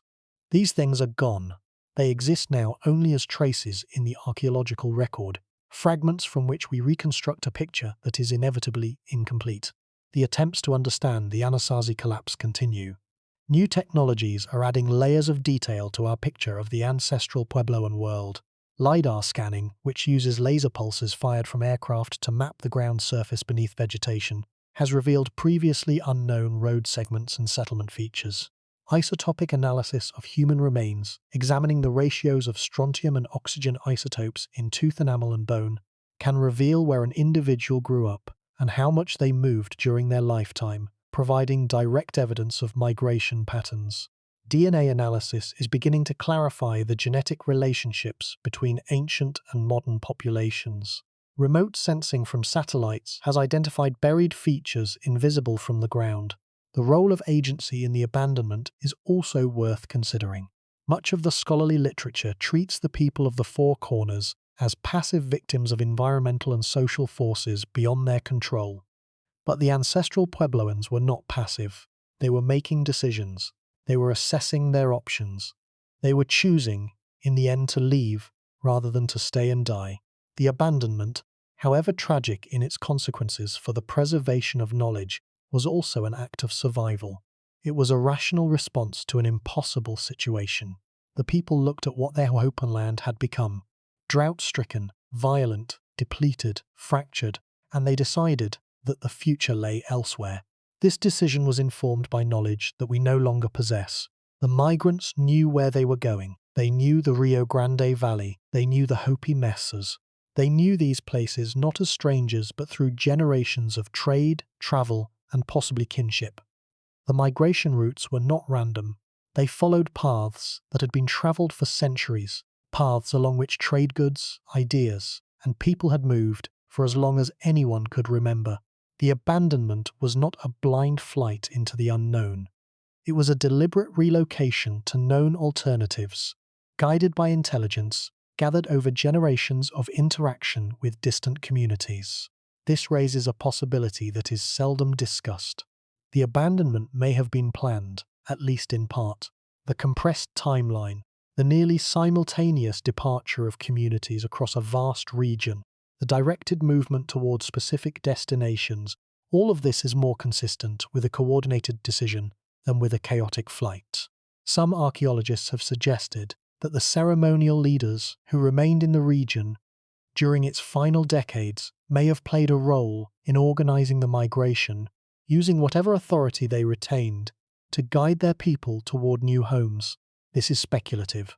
But the alternative, that tens of thousands of people, independently and coincidentally, decided to leave the same region at the same time and move in the same directions, seems equally improbable. Each new study reveals more complexity, more nuance, more evidence that the collapse was not a simple story with a single cause, but a deeply interwoven tapestry of causes and consequences, each strand pulling on every other. And yet, for all our advances in technology and understanding, we keep returning to the same fundamental truth. A great civilization built a home in a difficult land. They made it work for centuries. They built things that still stand. And then the combination of forces arrayed against them became too much, and they walked away. The rooms are still there. The walls are still standing. The kivas are still round and silent beneath the sandstone cliffs. But the voices are gone. The knowledge is gone. The civilization that created these wonders survives only in its descendants and its ruins. Something is wrong with our assumptions if we believe that permanence is the natural state of any civilization. The Anasazi remind us that it is not, and this is where the answer becomes deeply unsettling. What has been described so far, the drought, the conflict, the environmental degradation, the social collapse, all of it is real. All of it is documented. All of it is, in its own way, terrifying. But the deeper truth of the Anasazi story is not about what happened in the 13th century. The deeper truth is about what was permanently erased, what can never be recovered, and what that erasure tells us about the fragility of every piece of knowledge that humanity has ever possessed. Consider what we have lost. The ancestral Puebloans occupied the Four Corners region for roughly 1,000 years. During that time, they accumulated a body of practical knowledge, so vast and so precisely adapted to their environment that it allowed them to build cities in one of the harshest landscapes in North America. This knowledge was not abstract, it was not philosophical, it was concrete, practical, and hard-won. It was the product of thousands upon thousands of individual observations, experiments, failures, and successes, passed down through generations by word of mouth, by demonstration, by apprenticeship, by the slow, patient accretion of cultural memory. They knew which soils would yield corn and which would not. They knew which canyon bottoms held enough moisture for a summer crop and which would parch by midsummer. They knew where the springs ran in wet years and where they ran in dry years. They knew the signs that preceded a flash flood and the places to shelter when one came. They knew how to read the sky, not only for weather, but for the turning of the seasons, the solstices and equinoxes that governed their planting calendar. They knew which stars rose at which times of year, and what those risings meant for the work to be done on the ground. They knew how to shape sandstone into building blocks using tools made of harder stone. They knew which types of sandstone held up under load and which crumbled. They knew how to mix mortar that would hold for centuries, adjusting the proportions of mud, water, ash, and sand to create a compound that dried hard and resisted the freeze-thaw cycles that crack lesser materials. They knew how to engineer multi-story buildings in cliff alcoves without modern surveying tools, buildings so structurally sound that they have survived more than 700 years of freezing, thawing, wind, rain, and the occasional roof collapse from the sheer weight of time. They knew how to breed corn for short growing seasons and low water. This is not a trivial accomplishment. The selective breeding of crop varieties adapted to specific environmental conditions is a sophisticated form of applied biology. It requires the ability to observe small differences in growth, vigor, and yield across many growing seasons. It requires the patience to select the best seeds from the best plants year after year, generation after generation, gradually shaping a wild grass into a reliable staple crop. The corn varieties grown by the ancestral Puebloans were different from the corn grown by their counterparts in the river valleys of the Mississippi or the highlands of central Mexico. They were specifically adapted to the conditions of the Colorado Plateau, able to germinate in cool soils, to send roots deep into sandy earth in search of moisture, to mature in the narrow window between the last spring frost and the first fall frost, on less rainfall than most corn varieties require. This knowledge, encoded not in books but in the seeds themselves, and in the practices of the farmers who tended them, was a living library of biological information accumulated over centuries. They knew how to manage water in a landscape where water is the most precious and unpredictable of resources. They built check dams across arroyos to slow runoff and trap sediment, creating small areas of moist, fertile soil where crops could be planted. They constructed terraces on hillsides to prevent erosion and create level planting surfaces. They dug ditches to channel water from springs and seasonal streams to their fields, sometimes routing water across considerable distances. At Chaco Canyon, they built an elaborate system of earthen berms, channels, and collection basins to capture and direct the sheets of water that flowed across the canyon floor during the infrequent but intense summer thunderstorms. These water management systems were engineered with an understanding of hydrology that was practical, empirical, and effective. They did not use mathematical models or computer simulations. They used observation, experience, and the accumulated wisdom of generations who had watched water move across the same landscape. They knew astronomy. We have discussed this, but the full significance bears repeating. The alignments at Chaco Canyon and other sites are not decorative. They are not coincidental. They are functional. They mark the solstices, the equinoxes, and the standstill positions of the moon, the extremes of its 18.6-year cycle of rising and setting points on the horizon. The lunar standstill cycle is not an obvious phenomenon. You cannot observe it in a single year or even in a single decade. It requires sustained, systematic observation over nearly 20 years to document fully.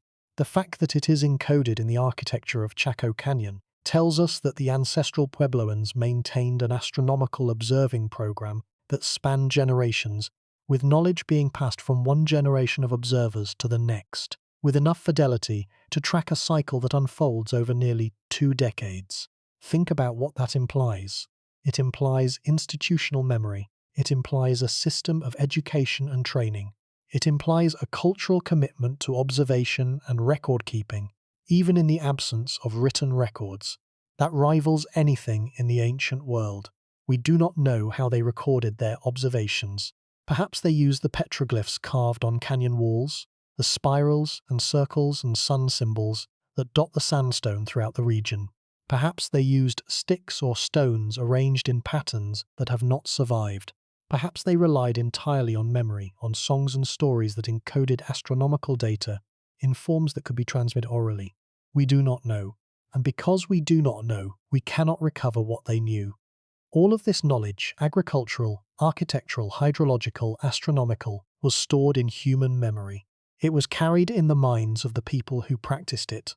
It was transmitted through teaching, through apprenticeship, through the lived experience of farming the same fields, building in the same canyons, watching the same skies, and walking the same roads year after year, generation after generation. When the people left the Four Corners, they carried some of this knowledge with them. The modern Pueblo peoples preserve elements of the ancient agricultural, architectural, and ceremonial traditions, but the specific adaptations to the Four Corners landscape, the knowledge of which springs ran in which years, which canyon soils held moisture longest, which cliff alcoves caught the winter sun at the right angle, all of this was left behind with the land itself. It was knowledge that belonged to a place. When the people left the place, the knowledge that belonged to it was orphaned. Let that sink in. 1,000 years of accumulated environmental knowledge, the kind of knowledge that cannot be found in any book because it was never written down, the kind of knowledge that exists only in the relationship between a people and their land, was abandoned when the people walked away from their homeland. It was not destroyed by fire or conquest. It was not deliberately suppressed. It was simply left behind, orphaned from the landscape that gave it meaning, and gradually forgotten as the generations passed and new knowledge, adapted to new places and new conditions, took its place. This is the peculiar cruelty of knowledge loss in oral cultures. When a library burns, we know what we have lost, or at least we know that we have lost something.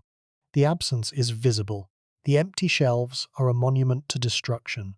The catalogue survives even when the books do not, and we can at least know the titles of what was lost. But when an oral tradition fades, When the last elder who knew a particular song or a particular farming technique or a particular star story dies without passing it on, the loss is invisible. No one knows what is gone.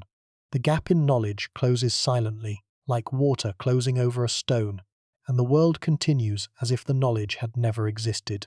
How much of the ancestral Puebloan knowledge base survived the migration? We cannot say with precision.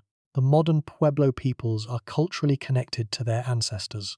Their architecture, their agriculture, their ceremonies, and their worldviews bear the unmistakable imprint of the ancient tradition. The Hopi still farm in the desert, using techniques that descend from those of their ancestral Puebloan predecessors. The Rio Grande Pueblos still build with adobe and stone. The kiva still stands at the center of Pueblo community life. These are not revivals. These are continuities, living threads that connect the modern peoples to their ancient past. But these continuities exist alongside discontinuities. The Rio Grande Valley, where many of the migrants settled, is a different landscape from the Colorado Plateau. Different soils, different rainfall patterns, different growing seasons, different plants and animals. The knowledge base that had been finely tuned to the conditions of the Four Corners had to be rebuilt, adapted, and in many ways reinvented for the conditions of the Rio Grande. And in that reinvention, some of what was known before was inevitably lost, not discarded, not rejected, simply replaced, as new knowledge crowded out old, as the demands of a new environment shaped the priorities of memory. This is not science fiction. This is the documented reality of how knowledge is lost in human societies. It does not require a dramatic event, a burning library, a conquering army, a deliberate act of cultural destruction. It requires only disruption, the breaking of the chain of transmission that carries knowledge from one generation to the next. A drought that scatters a community across 1,000 miles. A war that kills the elders who carry the deepest knowledge. A migration that separates the teachers from the students. A famine that forces people to focus on survival rather than on the maintenance of tradition. Any of these can erase centuries of accumulated wisdom in a single generation. The ancestral Puebloans are not unique in this regard. They are an example. They are a particularly vivid example because they left behind such spectacular physical evidence of what they knew. The cliff dwellings, the great houses, the roads, the astronomical markers, the check dams, the terraces, the painted walls, the exquisite pottery. These ruins are a testimony to the sophistication of the knowledge that built them. And they are, simultaneously, a testimony to the totality of the knowledge that was lost. We can see what was built. We cannot recover how it was built, not fully. We can measure the alignments. We cannot reconstruct the full astronomical tradition that produced them. We can analyze the corn cobs found in storage rooms. We cannot recover the centuries of selective breeding knowledge that created those particular varieties. Let that sink in. The ruins are not just ruins. They are the visible fraction of a vast body of knowledge, most of which is gone forever. They are like the visible part of an iceberg, rising above the waterline, impressive and solid. But the underwater mass, the living knowledge that made the visible part possible, the skills and observations and traditions and songs and stories and names, has melted away into the dark water of time. Consider, too, the social knowledge that was lost. The knowledge not of how to build or farm or watch the stars, but of how to live together. The ancestral Puebloans had developed a system of social organization that allowed tens of thousands of people to coexist in a challenging environment with a remarkable degree of cooperation. The Chacoan road system, the regional exchange networks, the shared ceremonial calendar, the great kiva gatherings that brought people together from across the region, all of these were expressions of a social technology, a set of practices, norms, and institutions that enabled collective action on a scale that still impresses. This social technology was as much a product of accumulated knowledge as the agricultural or architectural traditions. It was the result of centuries of experimentation with different forms of organization, different ways of managing conflict, different approaches to redistributing resources, different methods of maintaining cohesion across distance. It was refined over generations, adapted to changing conditions, and transmitted through the same oral mechanisms that preserved other forms of knowledge. And when the society that sustained it fragmented, much of this social knowledge was lost as well. The modern Pueblo communities have their own social technologies, their own ways of managing collective life, and these are deeply rooted in the ancient traditions. The clan system, the ceremonial societies, the seasonal round of rituals that structures Pueblo life, all of these have deep roots, but the specific forms of social organization that managed a regional system encompassing 25,000 square miles, that coordinated the construction of great houses and roads, that organized the redistribution of food across hundreds of miles, those forms were not carried forward intact. They belonged to a scale of organization that the post-migration Pueblo world did not recreate. The loss of social knowledge is perhaps the most invisible and the most consequential of all the losses associated with the Anasazi collapse. We focus on the architectural knowledge, the astronomical knowledge, the agricultural knowledge, because these leave physical traces that we can study. But the knowledge of how to organize a society, how to maintain cooperation among strangers, how to manage the tensions that arise when thousands of people share a landscape, this knowledge leaves no physical trace at all. It exists only in practice. When the practice ends, the knowledge vanishes. Now extend this thought beyond the ancestral Puebloans. How many other bodies of knowledge, accumulated by other peoples in other places over other centuries, have been lost in the same way?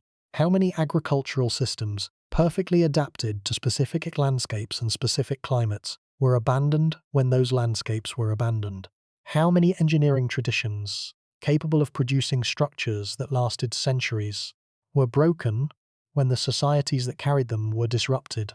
How many astronomical observations, accumulated over generations of patient watching, were forgotten when the observers were scattered? We do not know. We cannot know, because the nature of this kind of knowledge loss is that it leaves no record. The knowledge is simply gone, and we do not even know enough to miss it. We walk through the ruins, and we admire the walls, and we photograph the kivas, and we marvel at the ingenuity of the builders. But we are seeing only the surface. The depth of what was known, the full ocean of knowledge beneath the visible structures, is invisible to us, because it was never recorded in any medium that could survive the departure of the people who held it. The history of the Americas before European contact is particularly stark in this regard. The ancestral Puebloans are one of many civilizations that rose, flourished, and declined in the Western Hemisphere over many thousands of years. The mound builders of the Mississippi Valley, who constructed the massive earthwork complex at Cahokia near present-day St. Louis, a site that covered more than 6 square miles and included a platform mound larger at its base than the Great Pyramid at Giza, had declined and dispersed well before Europeans arrived. At its peak, Cahokia may have had a population of 10 to 20,000 people, making it one of the largest cities in the world at the time. The knowledge that built Cahokia, the engineering, the urban planning, the political organization, the astronomical observations, is largely lost. We have the mounds. We do not have the minds that designed them. The Maya of Central America developed writing, mathematics, astronomy, and monumental architecture of extraordinary sophistication. Their civilization spanned nearly 2,000 years. They mapped the movements of Venus with an accuracy that rivals modern calculations. They developed a calendar system of stunning complexity. They built cities of towering stone pyramids, connected by raised roadways through the jungle. And then many of the great cities of the classic Maya period, Tikal, Copan, Palenque, Calakmul, were abandoned between roughly 800 and 1000. The knowledge they contained was partially preserved in later Maya communities, but much was lost, and what survived the classic collapse was then devastated by the Spanish conquest, which deliberately targeted Maya books, or codices, for destruction. Bishop Diego de Landa, in the mid-1500s, ordered the burning of thousands of Maya manuscripts, works that recorded history, astronomy, medicine, and ritual knowledge accumulated over centuries. Only 4 Maya codices are known to survive today. 4, out of what must have been thousands. The rest are ashes. The parallel to the ancestral Puebloans is inexact but instructive. In both cases, the physical remains of a great civilization survive. In both cases, the living knowledge that created those remains has been partially or wholly lost. In both cases, the loss was caused by a combination of internal collapse and external disruption. And in both cases, what was lost is not just a collection of facts, but a way of seeing the world, a way of understanding the relationship between people, land, sky, and water that was developed over centuries, and that cannot be reconstructed from ruins alone. The deeper truth of the Anasazi story is that knowledge is not permanent. It is not a thing that, once gained, is kept forever. It is a living process, sustained by living people, embedded in living communities, and vulnerable to every force that can disrupt those communities. Drought, war, disease, migration, conquest, neglect. Any of these can break the chain, and when the chain is broken, what was carried by it falls into silence. We live in a world that has developed writing, printing, digital storage, and global communication networks. We believe our knowledge is safe. We believe that what we know is recorded, backed up, preserved in libraries and servers, and cloud storage distributed across the planet. And in many ways, we are right. The invention of writing, and later of printing, represented an enormous leap in the durability of human knowledge. Things that would have been lost in a single generation of disruption can now survive for centuries or millennia in written form. But we should not be complacent. The ancestral Puebloans did not have writing, but they had something that, in its own context, was equally effective. A system of knowledge transmission that had worked reliably for 1,000 years. It was embedded in their culture, their ceremonies, their daily practices, their very way of life. It was not fragile in the abstract. It was fragile only when the society that sustained it was disrupted. And that is a distinction that applies uncomfortably to our own systems of knowledge preservation as well. Our digital records are dependent on infrastructure, on electricity, on functioning servers, on the maintenance of software that can read the formats in which data is stored. Digital storage formats become obsolete with alarming speed. Data stored on floppy disks in the 1980s is now largely inaccessible, not because the data has decayed, but because the machines that can read it are gone. The same fate may await data stored on current media within a few decades. Our physical libraries are dependent on stable societies that value them and fund them and protect them from fire and flood and war and neglect. Our scientific knowledge is dependent on institutions that train researchers, fund their work, publish their findings, and maintain the continuity of inquiry from one generation to the next. All of these systems are robust. None of them is invulnerable. And the lesson of the ancestral Puebloans, the lesson written in empty rooms and silent kivas across the mesas and canyons of the Four Corners, is that the transition from robust to fragile can happen faster than anyone expects. The people who built Cliff Palace did not expect to leave it. The people who carved the road system into the desert did not expect it to fall into disuse. The people who tracked the lunar standstill at Chaco did not expect their observations to be lost. They built for permanence, they built for the future, and the future did not cooperate. This is not a story about an ancient people who lived long ago in a far-off desert. This is a story about the nature of knowledge itself, its astonishing power and its terrifying fragility. The cliff dwellings still stand, the knowledge that built them is gone, the ruins endure, the minds that created them are silent. And the gap between what remains and what was lost is a measure of everything that can be erased. When a civilization reaches the limits of its endurance, there is a temptation, when confronting the story of the ancestral Puebloans, to treat it as a cautionary tale, a lesson from the past that can be neatly summarized and applied to the present. Be careful with your resources. Do not outgrow your environment. Maintain your social cohesion. These are not wrong lessons, but they are incomplete. They reduce a complex and deeply human story to a set of policy recommendations, and in doing so, they miss the point.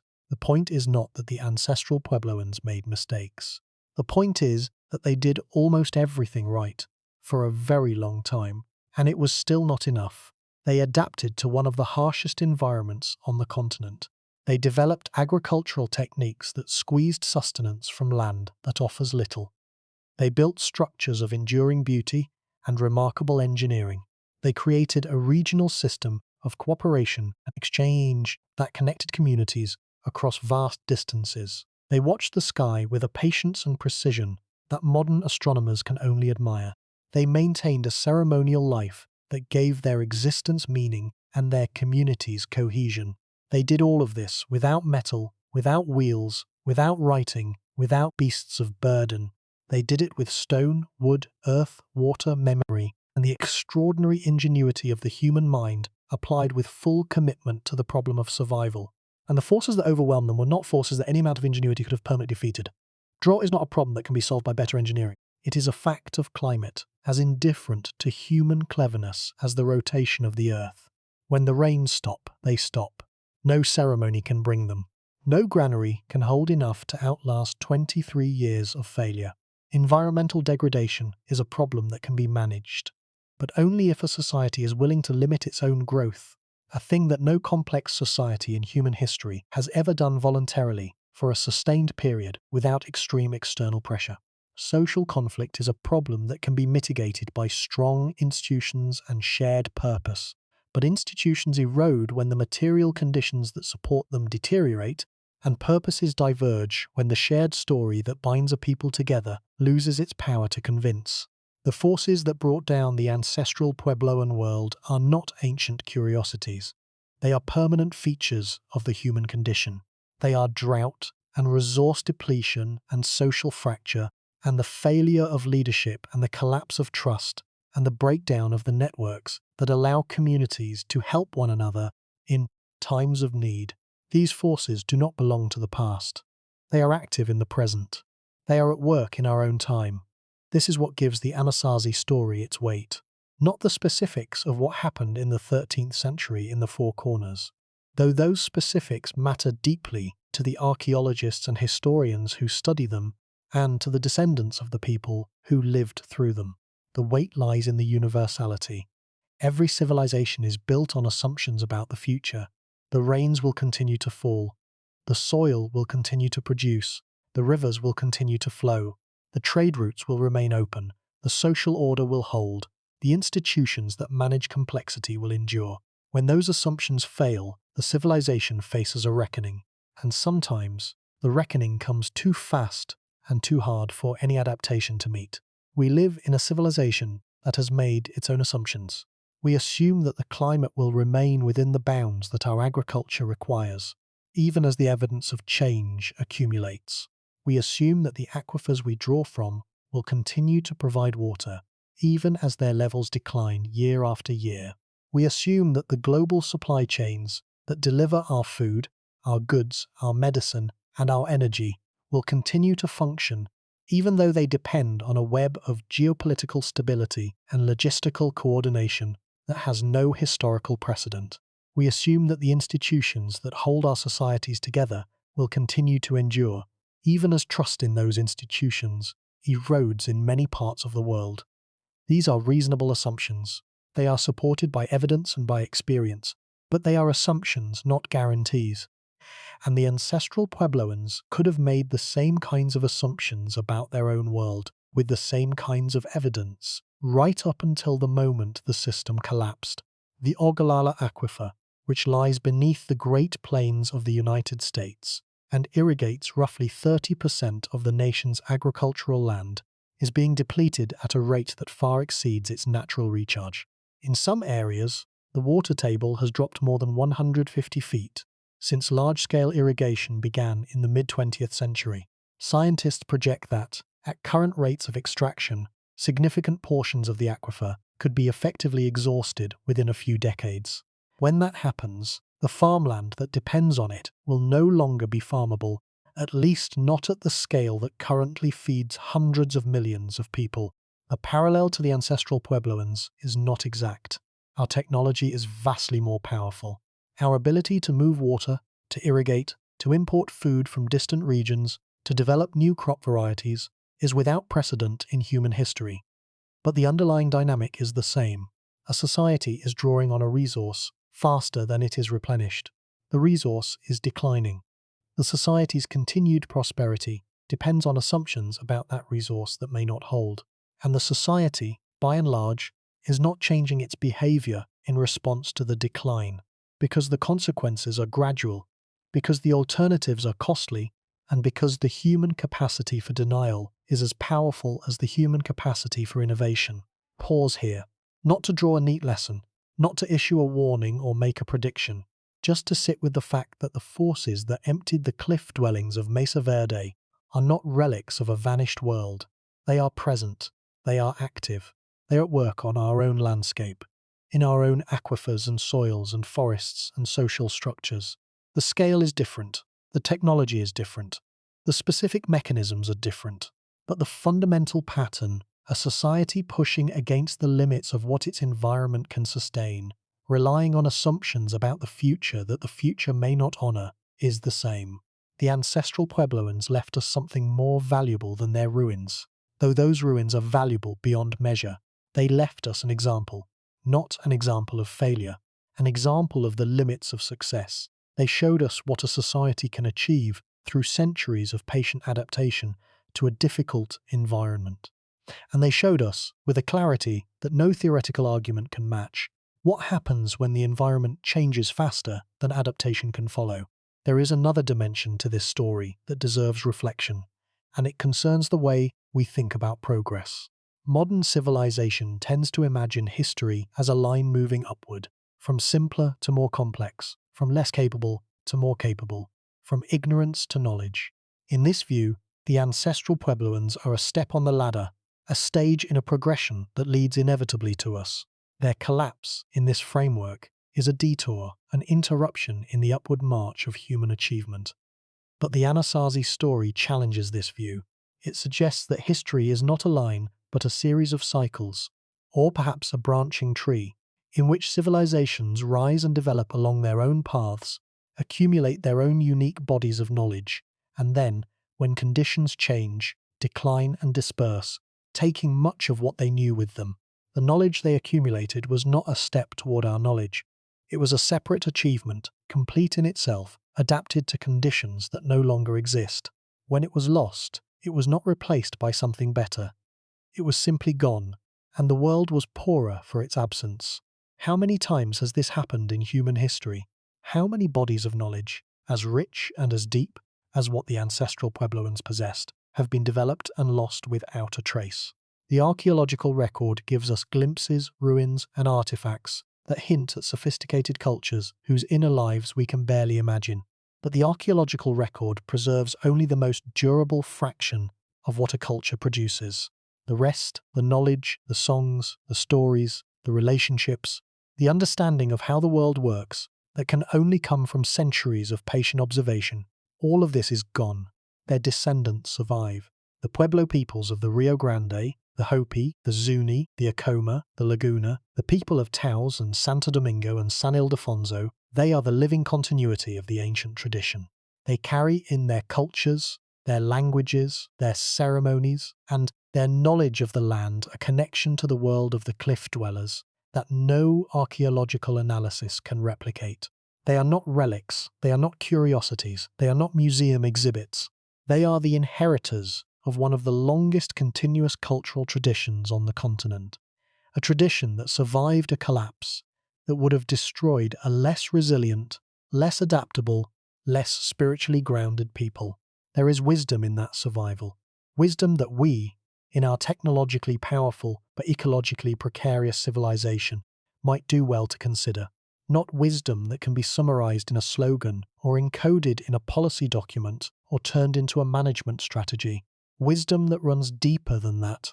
The wisdom of a people who know, from lived experience transmitted across centuries of oral tradition, that the land does not owe us anything, that the rains may stop, that the soil may fail, that the world we have built may not last, and that the measure of a people is not what they build but what they carry forward when the building is done.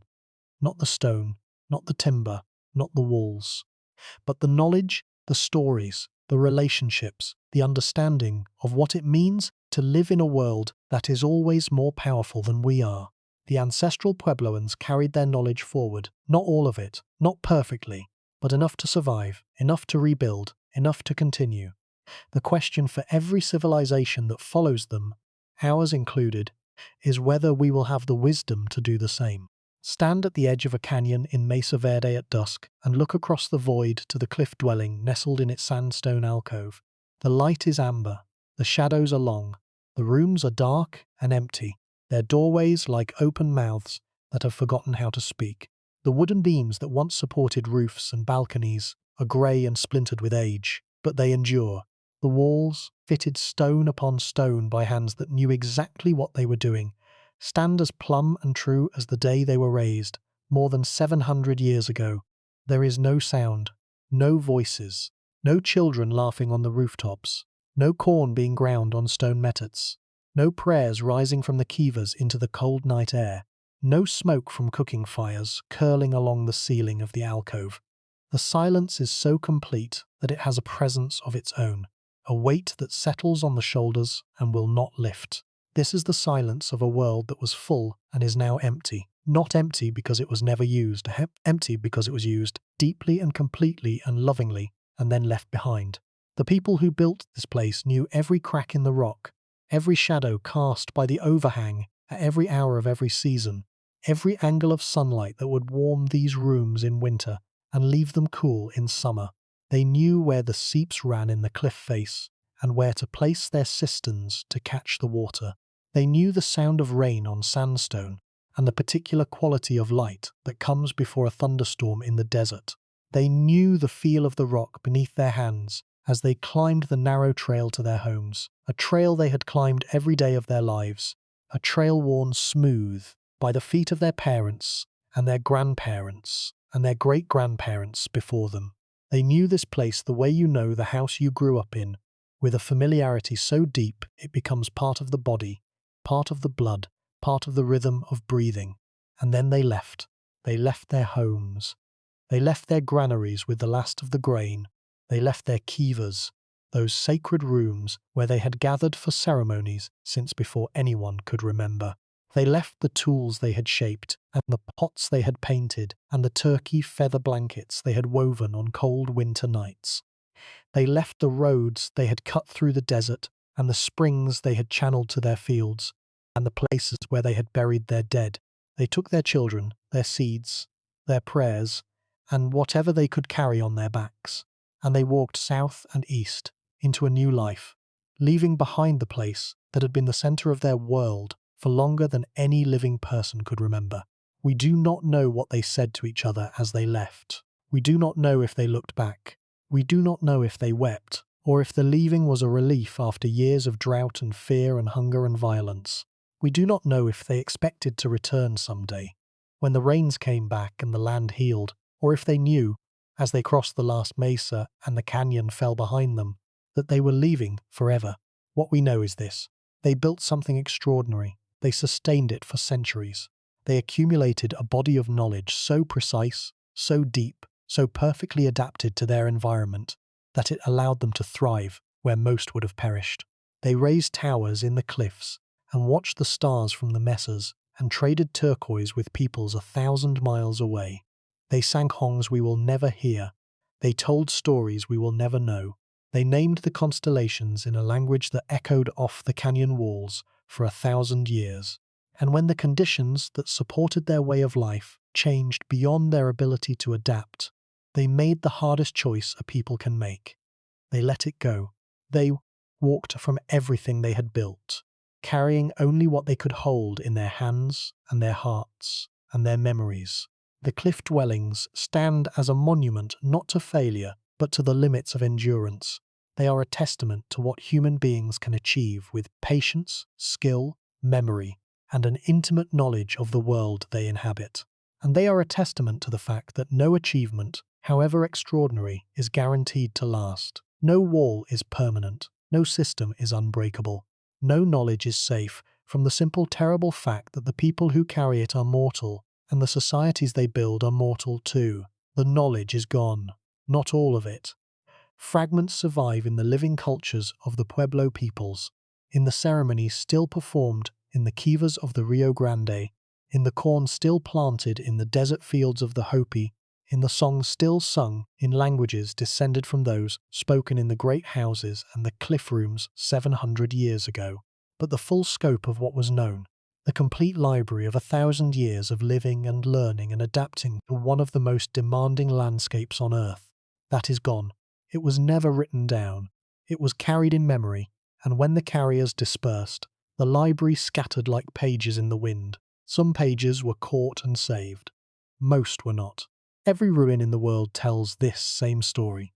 Every empty city, every crumbling temple, every abandoned village, with its walls returning slowly to the earth from which they were built. The stones remain. The knowledge does not. The structures endure. The minds that created them are silent.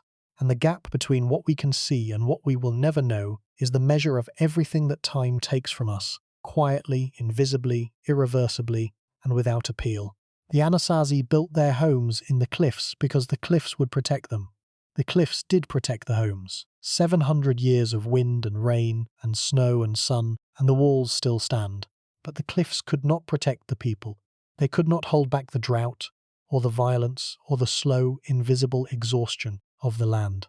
They could not preserve the songs or the stories, or the names of the children who played on the rooftops, or the elders who prayed in the kivas. They could only stand, patient and indifferent, as stone always is, and wait for someone to come and wonder who had been there and why they had gone. We are those people. We stand in the canyon and we look up at the empty rooms and we wonder, and the cliffs give back nothing but silence, and the echo of a wind that has been blowing through those rooms for 700 years, carrying away a little more of the plaster with each passing season, a little more of the timber, a little more of the last faint traces of a civilization that built beautifully, lived fully, knew deeply, and then passed beyond the reach of memory into the long, quiet dark.